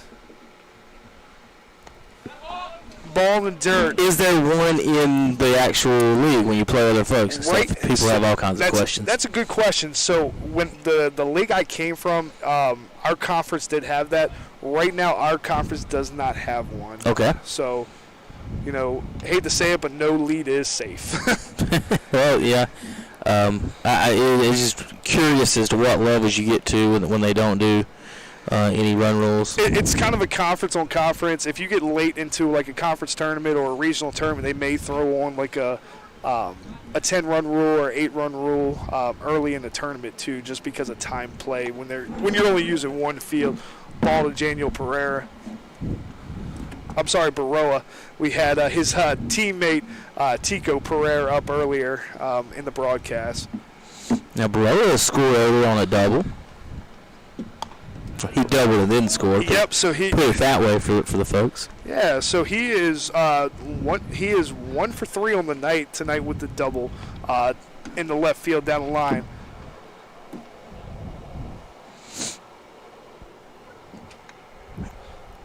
Let's see. Called strike. So ball slip away there. It slipped just right off the edge of the glove. So. Get a little, as temperatures drop down here in Kings Mountain, get a little bit dewy down here, and we sitting up in the Eagle's Eye.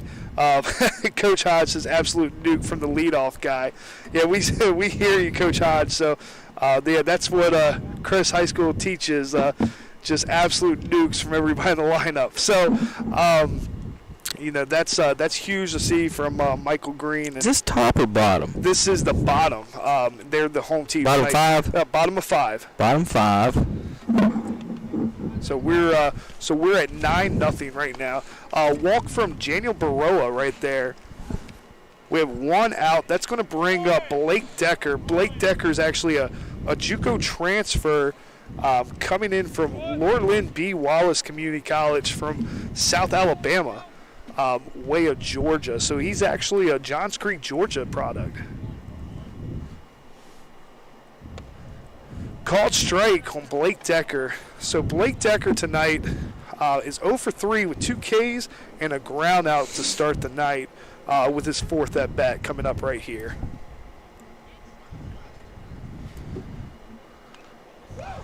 Swing back to the backstop. Going to bring 2 strikes on Blake Decker. So beautiful night here at Kings Mountain, North Carolina. So we have 3 more games left in the Yeti World Series.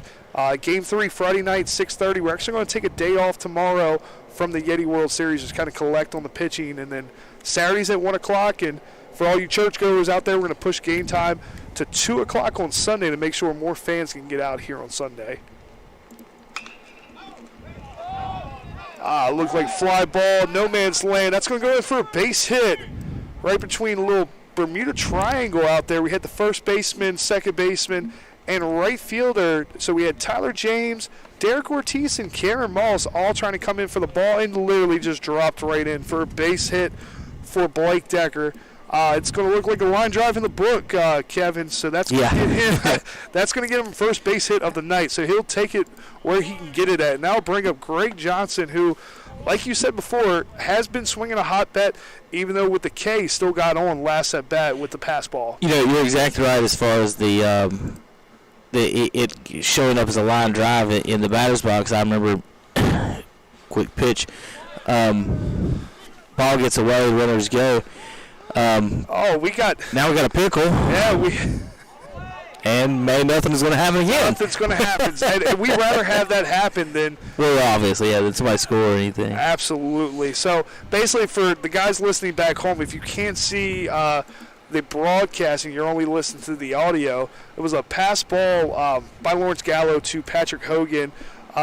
Came up looking, firing down to third base with Janiel Baroa not going and stopping halfway, trying to draw a throw. Both Janiel Baroa as well as Blake Decker retreated back to the bags. And we have Greg Johnson at the dish, first baseman tonight for Team Greisman. Ball out by Lawrence Gallo, the pitcher on the bump, left-hand pitcher from Grovetown, Georgia. So it's 9-0, right? It is 9-0 here. Black team. Black team. Okay. So they are swinging the bats tonight. Oh, swinging bunt by Greg Johnson. Coach Greisman's team is not playing around tonight when it comes to trying to get runners in scoring position. I'll tell you what, I'm the most surprised person in the park that Johnson just tried to lay one down right there. I would say the third baseman and everyone else is as well. Yeah, with his power, you let him hit, and you got Riley Cash coming up behind him, who is absolutely swinging a hot bat. He looks like he's going to do it again, but he pulls it back. So that's a ball out for Greg Johnson right there. I mean, just looking at him, Coach, I mean, their sleeves are a little bit too tight on biceps to have him button up there right now. you just never know with these Yetis what they're going to do. They're a little bit mysterious. So. He's been crushing it. I'll just let him swing right now. See if he can put one on the softball field. Yeah. It takes a ball in the dirt by Lawrence. Good eye. So and that's one thing with Greg Johnson here. I mean, Greg's had the opportunity to transfer high schools from Pittsburgh, Pennsylvania, and going down to Buford High School, perennial powerhouse in the state of Georgia, and finally, making his way to the JuCo route here at Shelby, North Carolina, here at Cleveland Community College. Definitely looking to show off his bat here in Region 10. Swing and a miss. Something happened to your catcher there. It went straight back to him, and Patrick Hogan has been taking a little bit of beating tonight with foul balls coming back. He looks like he's going to shake it off, and he'll be all right. I don't know if it looked like caught a toe or not. He was weird on his feet, like he was stepping on hot coals or something. I know he took one earlier to bounce up on him during warm up. So it's he's definitely been fighting back there a little bit. Greg Johnson's going to dig back in for this pitch. Okay, ground ball to the shortstop. Nate Rodriguez going to flip over to Derek Ortiz for the fielder's choice. That's going to give us 2 outs right there, and Greg Johnson's going to get to first base on the fielder's choice. So that's going to force Blake Decker out at second base. We have runners at first and third. We have Janiel Baroa at third base and Greg Johnson at first. With 2 outs in the bottom of the 5th, scored 9-0 Team Greisman. In Game 2, the series is a 1-0 lead by Team Dawson. So Team Greisman trying to tie up the Yeti World Series here in Game 2. early steal. Trying to get him to force balk here. He's going to stop. We'll see if Juliani Pereira takes off to go home. And they're going to score on the error right there by Derek Ortiz, the throw-it error. That's going to score Juliani Pereira.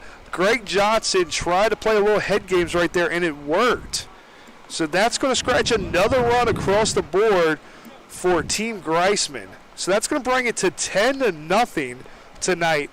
Team Greisman coming and putting a statement out. Yeah. After losing last night, big game, big play to end the game. Fun celebration for the guys on the field. I'm sure they had a great time last night. Trying to look in a little bit tighter. I think this may be Dylan Beaver. It is Dylan Beaver pitch hitting for Raleigh Cash. Swing behind the backstop here. So Dylan Beaver is pitch hitting after Raleigh Cash goes 3 for 3 on the night. And we got some mound visit.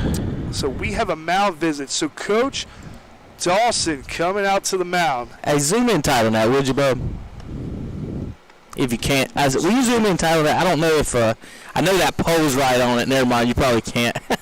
That picture's found right in the pole. We're on a football press box here, folks, and so you can see this is our view from where we're at. And a couple of reasons. The baseball press box does not have power or high-speed internet, so we kind of need both of those. So we're sitting in basically right field during the game and doing the best we can. Coach Bowles, folks, nobody that I can tell works harder at what he does. I mean, just every detail and everything he does. I mean, we're broadcasting. We got two teams playing umpires here, and a first-year program, and like I said, with a Corona year, and with the fields not ready, and just all kinds of obstacles, and guys, he's done a great job for you folks watching. Your boys are in a good spot here in Cleveland County, North Carolina, and with the Yetis. Throw back to second, and that's going to get away. It's going to head out to center fielder Jarrett Solomon. Greg Johnson's going to move up to third base. So y'all got any trick plays in the books yet? We don't right now. So even if we did, I probably wouldn't tell anybody because you never know who's listening. Some of these kids giving a lot of information over there. What other day is Tom umpiring? I think he's going to do either Friday or Saturday. Dude, I've got one for you. Pitch high and out. So have you ever heard of the skunk in the outfield? I haven't. You have not? No. So go research that tonight or tomorrow, since you got all day tomorrow. Skunk in the outfield baseball play. It's a legal play. It's kind of weird. I'll explain a little bit to you in a second. Ball inside to Dylan Beaver. So basically, it's kind of a first to third situation type thing, but instead of, like an early steal type, your runner. Here's the next pitch. That's going to be a foul ball down the line for Dylan Beaver. Thought that might be a double if it's in fair territory. He's trying to find a little bit right there. So your runner on first, coach, walks into the outfield. Okay. And establishes baseline out there, basically. So he walks out in the right field out there with the second baseman, and the pitcher basically has to decide what the hell am I going to do. You can leave him out there if you want, which is basically how the play ends. But a team did this in high school one time, and I think the play lasted close to like 7 minutes long or something like that, because there was just nothing but walking back and forth about what to do, and the other team hadn't seen it, and it was like it was in a state playoff game. It was a big to-do about it. It's a fun little story to read about it being used in an actual game, ball high.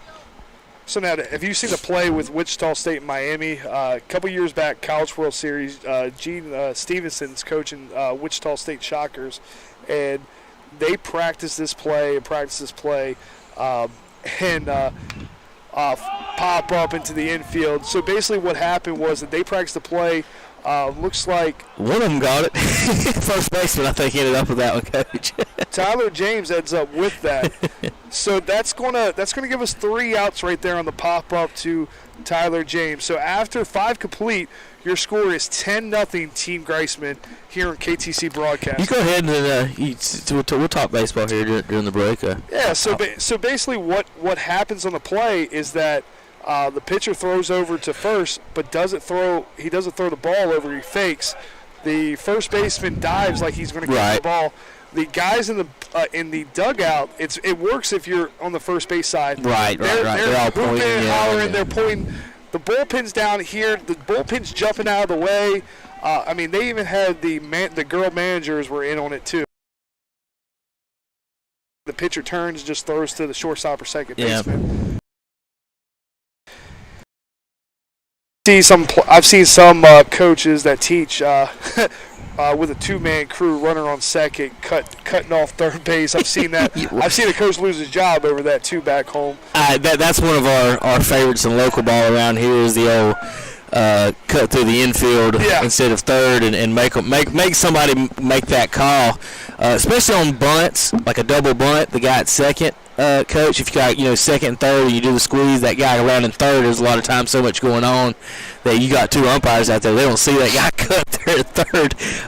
The skunk in the outfield, what's funny about that, and the reason I said you got to do it to Tom is because I was explaining to him on the show one day, and he said what he would call is this rule that nobody ever uses called travesty of the game. He said he would call it on if the coach did it. And you know what his reason was? His reason was because you were making his job harder. that was really the only reason he could come up with. Because I like fun things like that just to see what happens. And I want you to go read the story of it's called The Longest Play maybe in baseball history and the skunk in the outfield. And Tom, if y'all did that to Tom, Gene, honestly, I might mess my pants up here because knowing that he's out there going, oh my God. And Tom's not listening. We might have to find a way to throw it in there this week somehow. Look at that. I mean, it's funny. The guy stands out there and the pitcher's, he's got to make a decision and really just kind of get back on the mound and pitch more than anything is how the play, for the most part, ends. Ball low to start the inning. We're playing more baseball, folks, here in the sixth inning. So we have the two Mooresville products going at each other. Actually, two roommates right now. Okay. So Chase Williams versus Davis Turner right now. Did not play senior year together against with each other, but Chase and Davis are actually roommates right now, but been best friends for a while, and definitely looking forward to what this matchup's going to come up right here. I've got to change my scoreboard now since it's top six, right? Yep, so we're top six. Team Greisman up 10-0 on Team Dawson in Game 2 of the Yeti World Series. Chase Williams, like we said before, last in the broadcast, our tallest Yeti coming in at 6'8", staying in. Feels like he's right on top of you when he throws. Ground ball hit over to Carter Hensley at second base. Throw just in time to get Davis Turner. Ricky Dees checking in the game for Team Greisman over at first base. That is one thing that fans and watching the game don't realize. From up here, Coach, the mound looks so far away from home plate, and when you're standing in that box looking at the pitcher, it looks like he's letting go of it in your teeth, especially when he's throwing hard. We have Tyler James, who's 2 for 2 on the night, stepping in against Chase Williams. So Tyler James, another one like Greg Johnson, have barreled some balls up during this Yeti World Series. The South Carolina product, looking to make it a 3 for 3 night. Ground ball to the left side of the infield. Shortstop comes up, fires, and he's out. So 6-3 on the play. Oh, then your first baseman throws it in the left field. Trying to throw it around. Called slips, I think. Got a little excited, just got off the bench into the game for a defensive sub, so it happens. At least it's not during the play. And again, last night, a couple of errors. Tonight, it seems like everybody is, for the most part, kept the throws between the navigational beacons that are the fence. Right. that one last night was fun, though. Yeah. Right fielder got a little loose. I think he just wanted to show off his arm to everybody. Which one was that? That was Jadiel Barrow. That was Tico's high school teammate. So that's a ball outside to Logan Rose, stepping in the batter's box from Fort Lauderdale, Florida, from Northeast High School in Florida. I actually like to, I don't know how you'd feel about it, but it was a middle thing during warm-ups at short. I always like to throw one over the fence. Just show them, yeah. Not to show it necessarily, to get it out of my system. Because if I don't, there might be coming one in the game. I want to know how it feels like, so I know don't let it go there. Uh-oh. And a big drive from Logan Rose. Get it out of here! Almost robbed. God, almost robbed by Michael Green. But Logan Rose going out of here. Big yaya by Logan Rose getting one on the board for Team Dawson. They are not going to go quiet tonight. So it's a 10-1 ball game, but Logan Rose puts Team Dawson on the board. That ball, folks, barely scraped. I really think Michael Green, it might have scraped off his glove. I think Michael might want that one back. He had a chance to rob that one. And I mean, it got out of here in center field, but it's like he jumped and the fence kept him from going any higher, like he hit it at the wrong angle. And it is now 10-1 here on KTC Broadcasting's live coverage of the Yeti World Series. And that's a ball to Cameron Moss, bringing up the right fielder for Team Dawson. We'll get you guys one on the board, I promise. How about that? Oh, you have the score up there too? Yeah, I got one up there. I remembered how to kind of do it all of a sudden. Fancy. Oh man. Well, people ask, and we do get busy, interviewing the guys and talking about the program, and obviously this isn't an actual game, so you miss a pitch or two, or a score or something. Not as important maybe as other games. You're talking about your team here. Foul ball back into the parking lot. Speaking about talking about our team, but we need to give a shout out to our cross country team who is NJCAA Region 10 champs. This year. So it was ranked as high as number 24 in the nation. I'm sure a new poll will come out soon, but our men's cross country team just showing out. So definitely starting to put Yeti Nation on the map. Now I'm not one to ask weird questions or anything, but ground ball to the third baseman, Quentin Romo over there playing third base. Going for two. E5. He's got it. And Cameron Moss is going to take the extra bag on that. So you have to be excited about your runner taking the bag, but an error getting two bases. It's between, tough. But the left fielder did they slow the ball up too much for him to get over in time, or what happened? The defensive replacement, Romo just coming into the game, it is tough too. Romo being a Florida kid, I'm sure he might be a little bit cold, but anytime you get that defensive replacement middle of the game, is he at third or left? He's in third right now. So the guys that aren't used to the cold, those hamstrings will retire. You don't get that squat in the full at 45 degrees. Absolutely. That's what I tell you. So now coming to the dish, we have Patrick Hogan. So Patrick's actually, we were talking about the trash cans beating earlier by the Houston Astros. He's a Houston native and an Astros fan. So I'm sure his mom and dad are listening. You need to make him do it first then. This is what you get, man. This is your team. Y'all cheated. Y'all you have to bang. You have to bang first. I can't say that. I'd be lying to you if I said I wasn't pulling for the Astros. So okay. It is what it is. Well, I'm a Cardinals fan, so the Astros can go 0-162 for all I care. Ball outside. Cross the knees and out. You still got hatred after they moved over to the American League, huh? I tell you who I hate is Carlos Beltran. Really? He was a part of Killer Bees. He played every team he played on the National League. He kicked our butts, and then he comes and gets on our team and don't do nothing. Foul ball. Back towards my Jeep. Stay away, stay away. Good job, ball. All right. So it's just going to end up right at the fence. So. Yeah. I've went to a bunch of Cardinals playoffs games, and it seems like everyone I went to, Beltran put one in the seats, and I could not see him play anymore. And him going to the Astros just that made them good. Yeah. Biggio and Bagwell, they were what they were, but I think Beltran. It changed something with him. Although Pujols hit that ball off ledge that it may land somewhere on this press box at some point now. He hit that one so far. My head hit the ceiling in Boone when that ball was hit. Gene, I was in my in our house watching the game, and I jumped up to bed and I was actually dating my future wife, and I said, if we ever have kids, your son's going to be named Albert, by the way. It wasn't. It was Austin. You didn't win that, huh? No. Well, when Austin was born, Albert had stabbed us in the back and left. So. Swinging a miss by Patrick Hogan. So that's going to finish up the side in the top of the sixth. Chase Williams, gets the last out. Team Dawson scratches one across with Logan Rose's home run. It's going to bring the score to 10-1 as we head to the bottom of the 6th. We're going to take a quick break right here. This from a word from Jammin' Jay's Pizza here in Cleveland County. Big Yeti fan right there, Jammin' Jay's. Jay, he provides some pizzas for the schools, and he's got a fantastic. They got some subs up there that are just fantastic. You know, pizza places make some good subs if you didn't know, and they do a good job. We'll be back in a few minutes. KTC. For the best pizza in town, it's got to be Jammin' Jay's Pizza Factory in Shelby, located at 1011 Grove Street in Shelby, off Highway 74 Bypass East. It's fun for the entire family at Jammin' Jay's Pizza Factory.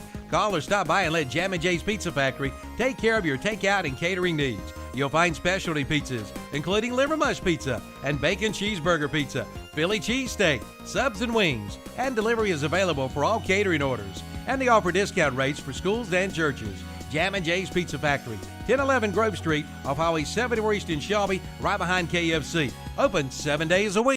Bases loaded with nobody out is a problem for a pitcher, and not having your taxes done properly is a problem for you. And that's where we call on Kimberly Spicer, CPA in Shelby. Just like the closer on a baseball team, you can count on Kimberly Spicer, CPA. She can assist you along with small businesses with your tax preparation, with years of valuable experience as an IRS registered tax preparer. Kimberly Spicer, CPA, 214 North Morgan Street in Shelby. Call 704-482-4358.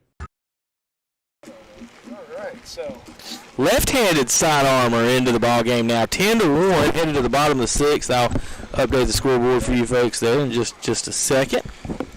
Now, is the home team the home team's winning 10-1, right? They are. So we're in the bottom of the 6th. So we actually have.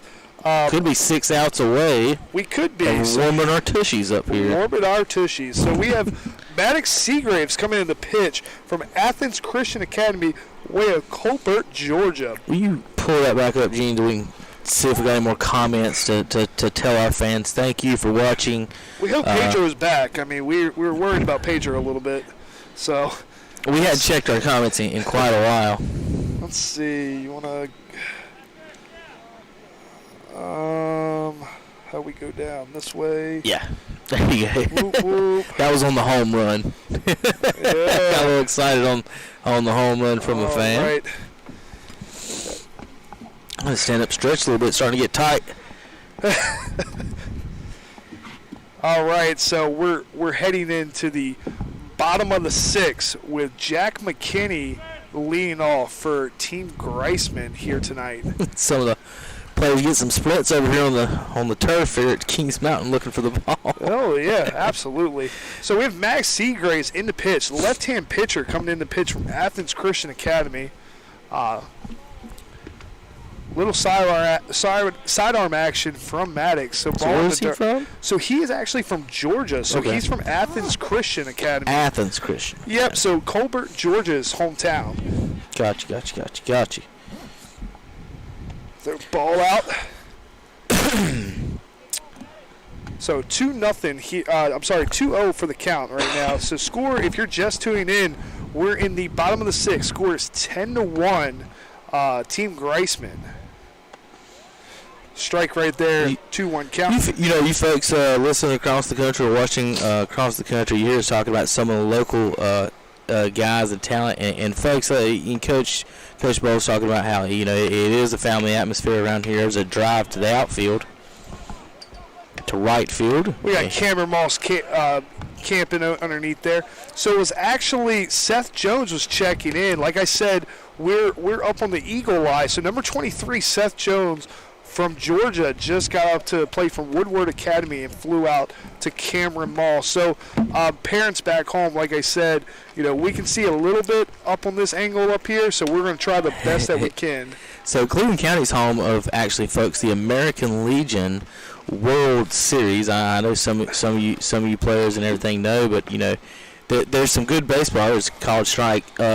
Good baseball played around here, and a lot of local high schools are actually good baseball teams, and we've had some local products do well and go to college, and a couple make the pros. One of the more famous ones, Kevin Millwood, no-hitter. I think he was part of 2, right? He wasn't part of one in Philly, and had one complete one in Atlanta. And he's from my high school. And then you know, Shannon Stewart. What's your high school? Did you go to Cherryville? And Bessemer. But, Okay. so I went to both of them. He was a Bessemer City Yellow Jacket. Okay. Pitch inside ball, and we was talking about frozen ropes and stuff a minute ago.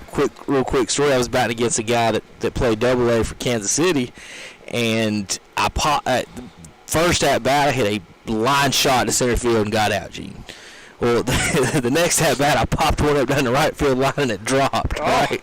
Well, in the paper, it said Hastings hit a frozen rope to right field. Out of baby. I was like, yeah, I did, baby. Yeah, I did. That one was. I had a terrible swing and got on base and smoked one and didn't. But a lot of good talent in the air. Foul ball back to the. So you send your boy up here are not only the guys that what I'm saying is that are gonna play with them, know the area and can show them around, but good baseball players, good kids too, and a lot of good baseball programs for coach to pull from around here. Yeah, the Legion programs are just so big, and it's different in different states. Some states don't give a crap about American Legion, and they do travel ball. But around here, that's the thing, Coach. And base hit to left field. So Zach Wilson with the 2-2 count coming up with a base hit to left field. That's Mason Dugas getting the ball in. So with one out, there's the one-out single to left. And that's going to bring up Carter Hensley. Carter is 2 for 2 on the night. Carter, the farm product from Chase High School, way of Lenore Community College, was at Lenore last year. Spent the COVID spring and a COVID freshman, so he's actually going to be a freshman on the field this year for Yeti Nation. Ball outside by Maddox Seagraves. Do you have to write that down?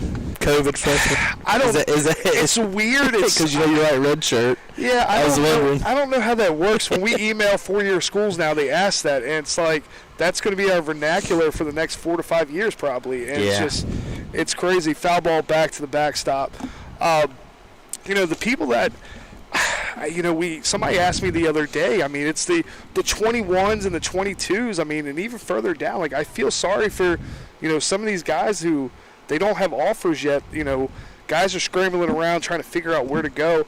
If you didn't listen to the broadcast last night, pitch coming in from Max Seagraves, swinging a miss from Carter Hensley, the JuCo route is a great route, regardless if you come to Yeti Nation. It's a good route to develop and, find your way and to be able to go, get the opportunity to compete and go to another school. Running by Zach Wilson, running on the pitch, and will steal second with the ball in the dirt. Well, Coach, with what you guys do, baseball, it's a weird sport to me. It's, talking about the JuCo route, like for people that don't follow college baseball, you think, you watch college football and you think, well, only the good players go to Clemson in Alabama. Ground ball into the infield, over to first, and he's going to be safe. Beats it out. He's going to beat it out. So Carter Hensley extends his night with the infield hit, 3 for 3 on the night. Who's at short right now? So that would be Nate Rodriguez right now over at shortstop. Just you can't see the ball from up here really all that well. To me, it looked like he kind of just maybe waited on that. Just he played it back a little bit. Right. I don't think he was expecting Carter to just be busting out the box like that. He did. He's a lefty too. Maybe that helped a little bit. But fans who are listening back home, like if you're swinging a miss by Dawson LeBeau, Dawson with the sack bunt last time, moving up Hensley, which really didn't matter with Michael Green coming up going yah-yah afterwards. If you watch Last Chance U with, the different programs, East Mississippi State, Independence, big shot by Dawson LeBeau down left field, going past Mason Dugas. That's going to score at least one. That's going to be a stand-up double for Dawson LeBeau. And like we said, maybe just getting the bunt off kind of, got his eyes back together and be able to actually see the baseball. Coming up with the big contact right now, the RBI double. That's going to extend the lead, get that run back, making the lead 11-1 with runners at second and third with one out for Team Greisman. So 11-1. So what I was kind of getting at is, you watch Duke, North Carolina, they got the best players. You watch, football is Clemson and Alabama, but in baseball, it's so different about where guys go, whatever level it is, where school. It depends, and it changes too. It's crazy how like back in the early 2000s, Virginia wasn't really a team. I'd say late 90s, and then Brian O'Connor leaves from Notre Dame and goes to Virginia. Fly ball right behind the second baseman into no man's land, right field. Cameron Moss coming in, diving, and misplays it right out in front. They're going to try to send two here, run down the plate, and they're going to call him out at the plate. Oh, no. They checked with the umpire. Patrick Spengler is going to call him safe. So that's going to be 2 runs that scored there. Hensley and LeBeau are going to score on the base hit right there. So what I was really wanting to say, Gene, about that is when I graduated. And that was actually Noah Sigmund, it looks like, with the base hit right there. Noah Sigmund from East Lincoln High School. And the internet and today's, the things you have today, the resources you have. Like when I played, I didn't know that that this was a good route to go. I didn't know that this was something that you could do, and some guys, you grow into every guy and every man grows into his body differently. You got, like you said, Bailey, how many miles per hour he added in a short time.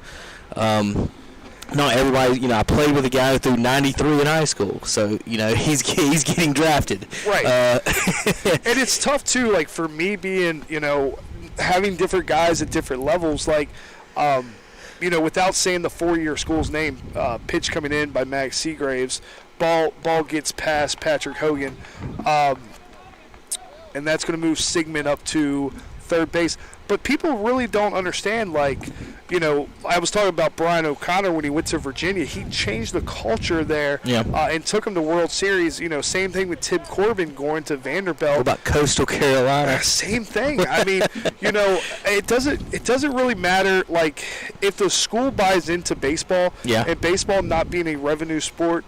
We're going to go to the bullpen here. It looks like we're going to go with is this going to be William Wallace right now coming into pitch for Team Dawson.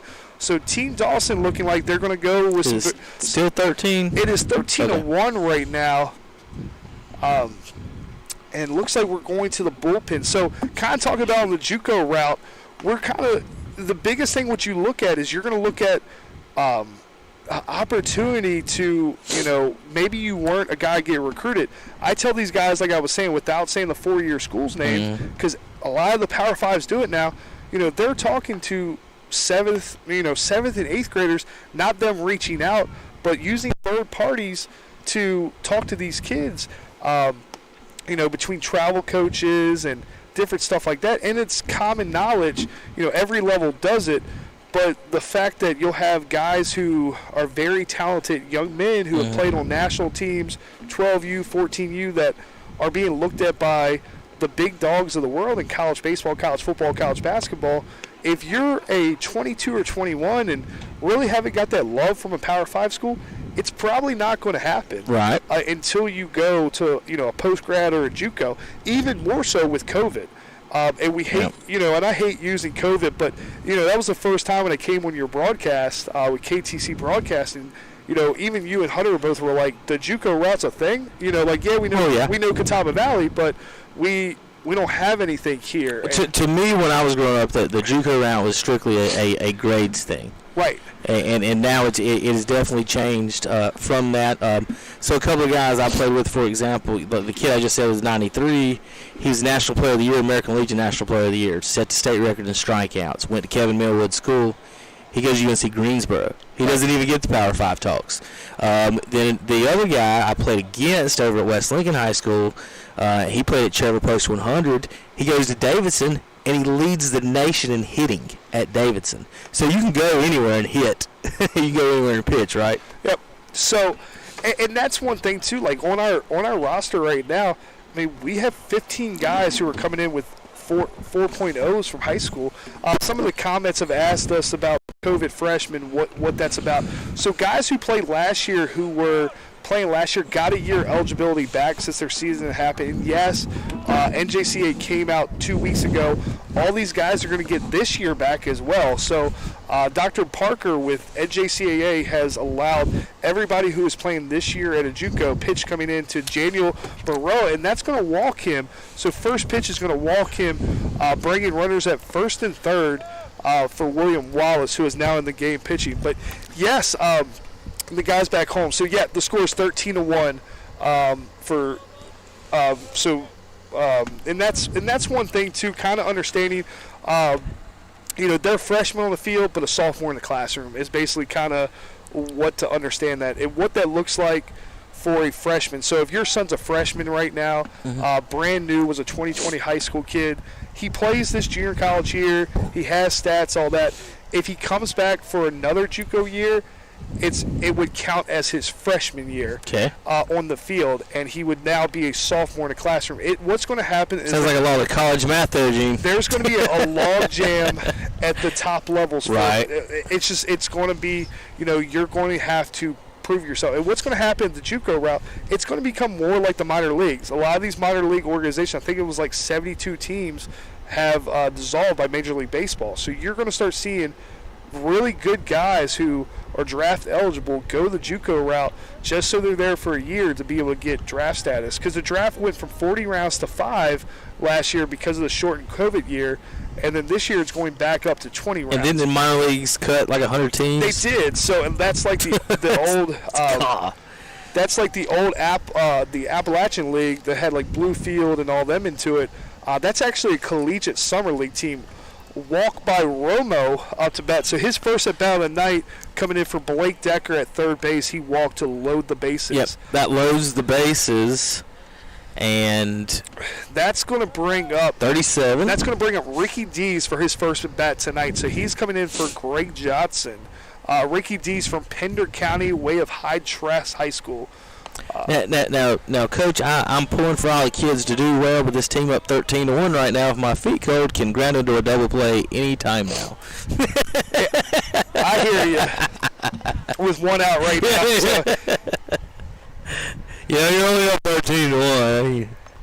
But swing back to the that's a heck of a swing. He was trying to put it up here with us. He was trying. So Ricky this past weekend got a hold of himself. It's actually shotgun back on the eastern side of North Carolina. So he got himself a deer this past weekend. Okay. So a couple of the boys here in Cleveland County a little jealous. So Ricky coming up big time with getting himself the first deer of the season.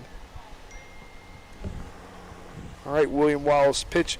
Looks like called strike. So we got 2 strikes on Ricky Dees. Oh, strike 3. So we were off by 1 strike. So it was a backwards K right there. There you go. Walk 2 and strike him out, Gene. Yeah, that's how you do it. There you go. All right. Is that not your strategy? There you go. We'll be back in a minute on KTC. Broadcasting for the 7th inning and the end of Game 2 of the Yeti World Series.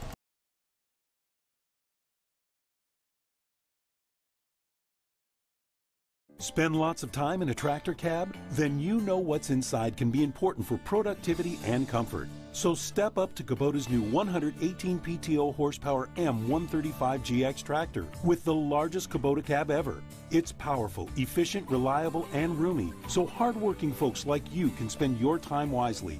Kubota's M135GX. Step up. Now available for 0 down with financing options as low as 0%. See your Kubota dealer to learn more. Your Kubota dealer is Parker Farm Service, 110 Bessie Drive in Kings Mountain.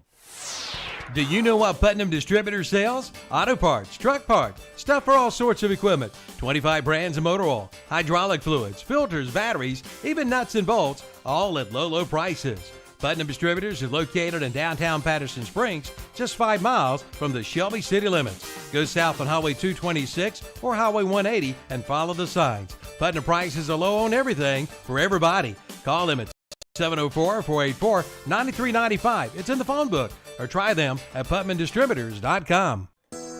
The automobile rates have never been better than now at Reed Lindsay State Farm Insurance Agency in Shelby.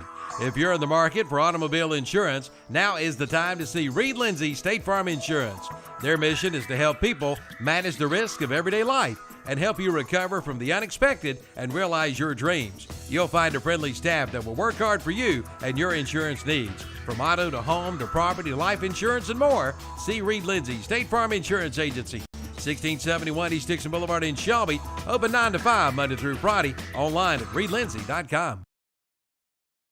Are we back, Kevin? Yes, sir. All right, we're back here on KTC Broadcasting for the top of the 7th.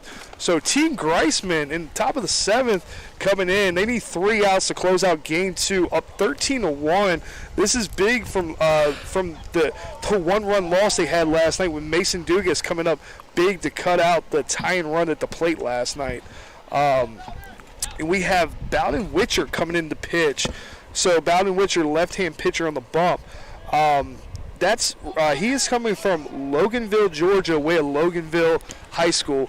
Bowden actually has a brother who is at Troy, pitching at Troy. I believe a right-hand pitcher, about 6'4", 6'5", from Troy University. I did forget about another player from pretty much the area. It's a little bit it's not within close driving. It's about 40 minutes away, maybe 45. You got a kid in the bullpen waving at you. What's up? Oh, hi. Madison Baumgartner. Oh, yeah, Mad Dog. You ever had his dad umpire a game? We actually haven't had his dad umpire. I've seen his dad up like the Marion area a couple times when he umpired games at Big League Camp. Yep.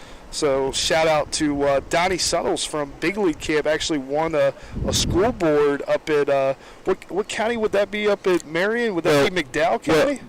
I think that is.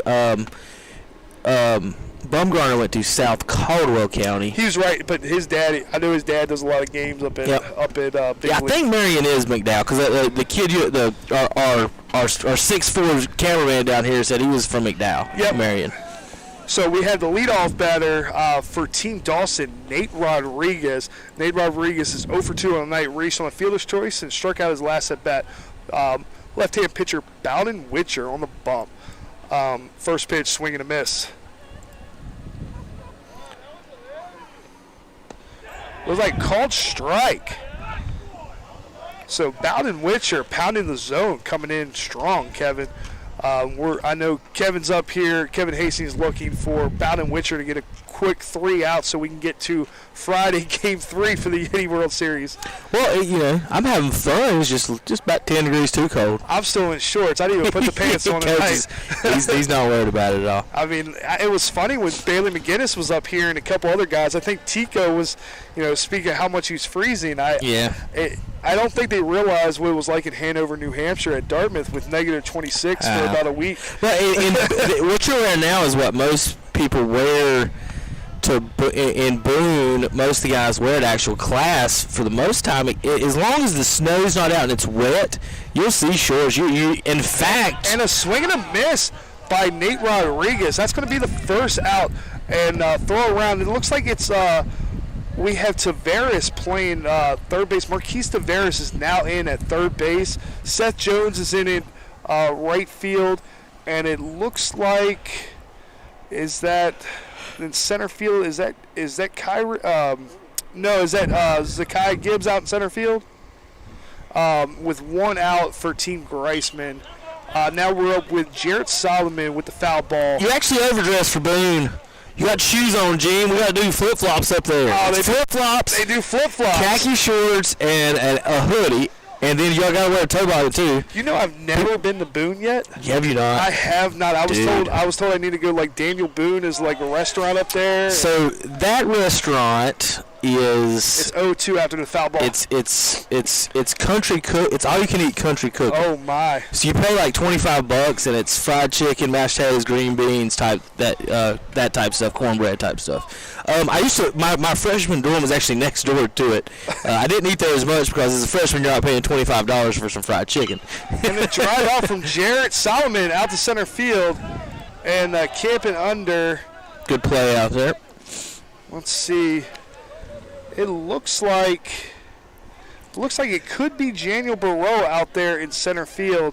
Some of these guys wearing a little bit too. I can't see the numbers back there. So in Boone, you got about 4 months of warm weather, and then about 3 or 4 months of cool weather, and then 3 or 4 of the cold. Like I said, the cold is because it will snow, and the next day will be 50 degrees, but the wind will blow, and it'll blow that snow that's already on the ground. And it called straight in your face. to Mason Dugas. Yeah, I got to get up. I want to go to a an App State football game. Maybe that's something we can make happen sometime. Maybe next year. That's a fun experience. Of course, the ski slopes are up there. Grandfather Mountain. There's the summer is really fun up there because it's hot, but it's not too hot, and all the all the creeks and stuff, and they turn all the ski resorts into bicycle trails, like mountain biking. Wow. So like there's some fools up there acting like some idiots. I would not do that. Now I'm pretty fearless on the ski. Ground ball to first, bobbles it, first pitcher can't get there in time, and they reach on the are we gonna call it hit or error, Coach? I'm calling that an error right there. E3 from the coach. So Mason Dugas reaches on the error. So right there, that's just I think Bowden got a little bit excited, thought Ricky Deezer could come up cleanly with the ball, but that's something that he definitely needs to work on, making sure he gets over to the bag for a little pitcher fielding right there. And that's going to bring up Derek Ortiz hitting the 2-hole for Team Dawson. Try and get a little life with 2 outs, down 13-1. Oh, first pitch called strike. Bowden Witcher is pounding the zone right now for Team Greisman. Try to close this one out, Kevin. Yeah, 13-1. Got to run on first, but you want to see the blue team. They won last night, but they want to get a little live action here. There's a ball hit into play. Great play by the short, knocking it down. That was a great play by Dawson LeBeau to keep it in the infield. Yep, outstanding play, keeping it in the infield. Infield hit for Derek Ortiz. That's gonna bring his night to 1 for 4 on the night. Runners at first and second, bringing up Davis Turner to the dish. So, Boone and Asheville are both kind of from here about the same distance for the most part. Boone's actually a little bit closer. Boone's just more of a vertical climb. When you get up there, Asheville's more of a gradual. See, I've been to Asheville, so we play. Yeah, that's not. That to me, I don't even consider Asheville mountain because it is, but it's man. There's some more straight up hills up in the Boone area. So parents who are out there from out of state, just trying to talk a little bit about the local area that you guys can get there too if you come in a little bit early. Ground ball, E6, and Coach Dawson's going to send the runner to the plate. He's safe. Oh, he called him out. He called him out, and that is 2 times in a row. So I think he's saying he blocked the plate or something. Here's the great irony. So that is Mason Dugas getting called out of the plate. So he's the hero last night throwing a guy out. Zoom in on them over there, celebrate for just a sec. And that's going to end the game there. So the hero throw last night just got thrown out at home. And to end the game right there. And what's crazy about the whole play, to back it up, the shortstop the play before just made a fantastic play to knock it down, and then he boots one, and then he throws the guy out at home. It's baseball, man. Baseball.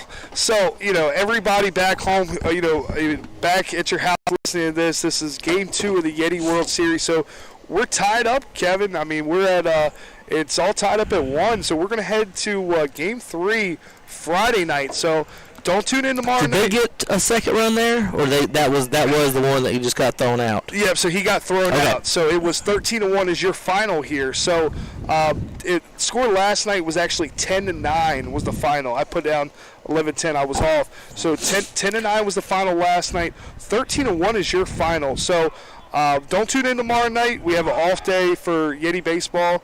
Friday night, folks. Friday night, 6:30. Saturday's going to be at 1 o'clock, and Sunday's at 2 o'clock. So I'm working on a special guest on Saturday. If you come out a little bit early on Saturday, we have a potentially a local area product softball guy. Bradley Evans might be coming out to hit some balls. Try to see how is he going to hit softballs? He's going to hit. Have you ever seen him hit softball? He went viral. That's how I saw. Did not know he was from Cleveland County. He hit me up. So Bradley, he played linebacker at Burns. Okay. He played baseball at Burns, and he played baseball for Shelby Post 82.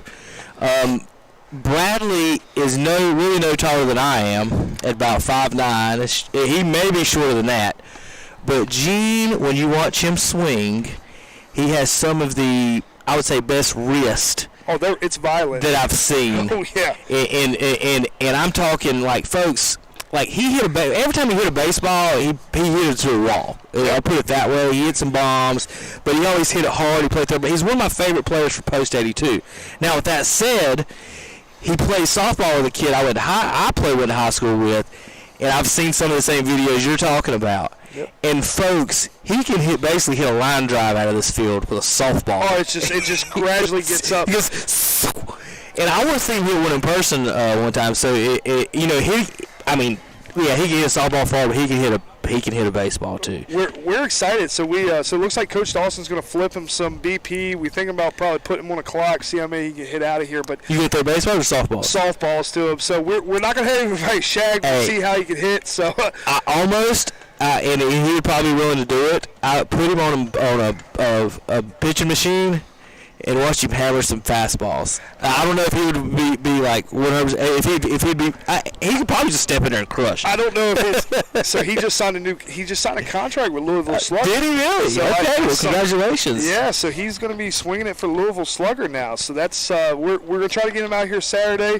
If we can get the broadcast to come on a little bit early, so we'll get that before the game time. So, guys, if you're guys and gals back, if you're listening to this still, like tonight, we push back the game time just a little bit to make sure you didn't miss a pitch of the Yeti Game 2 World Series. So, we appreciate everybody. So, things like this, they don't happen magically. So, we're trying to do we're trying to do the best possible to.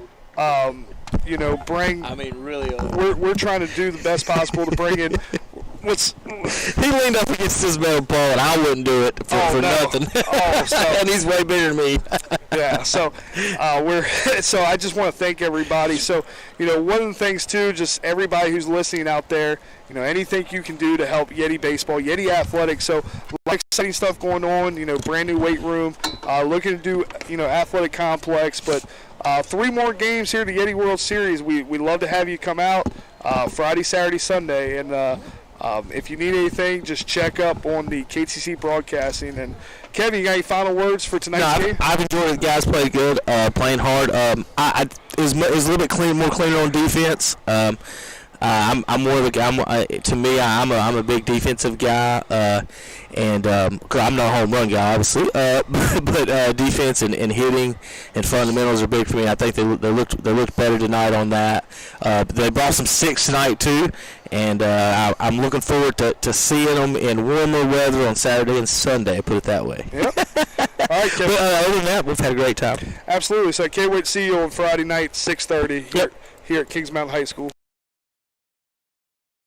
See Friday night, KTCBroadcasting.com. Oh, that was fun. The game plays right here. Are you ready for some football? Your sports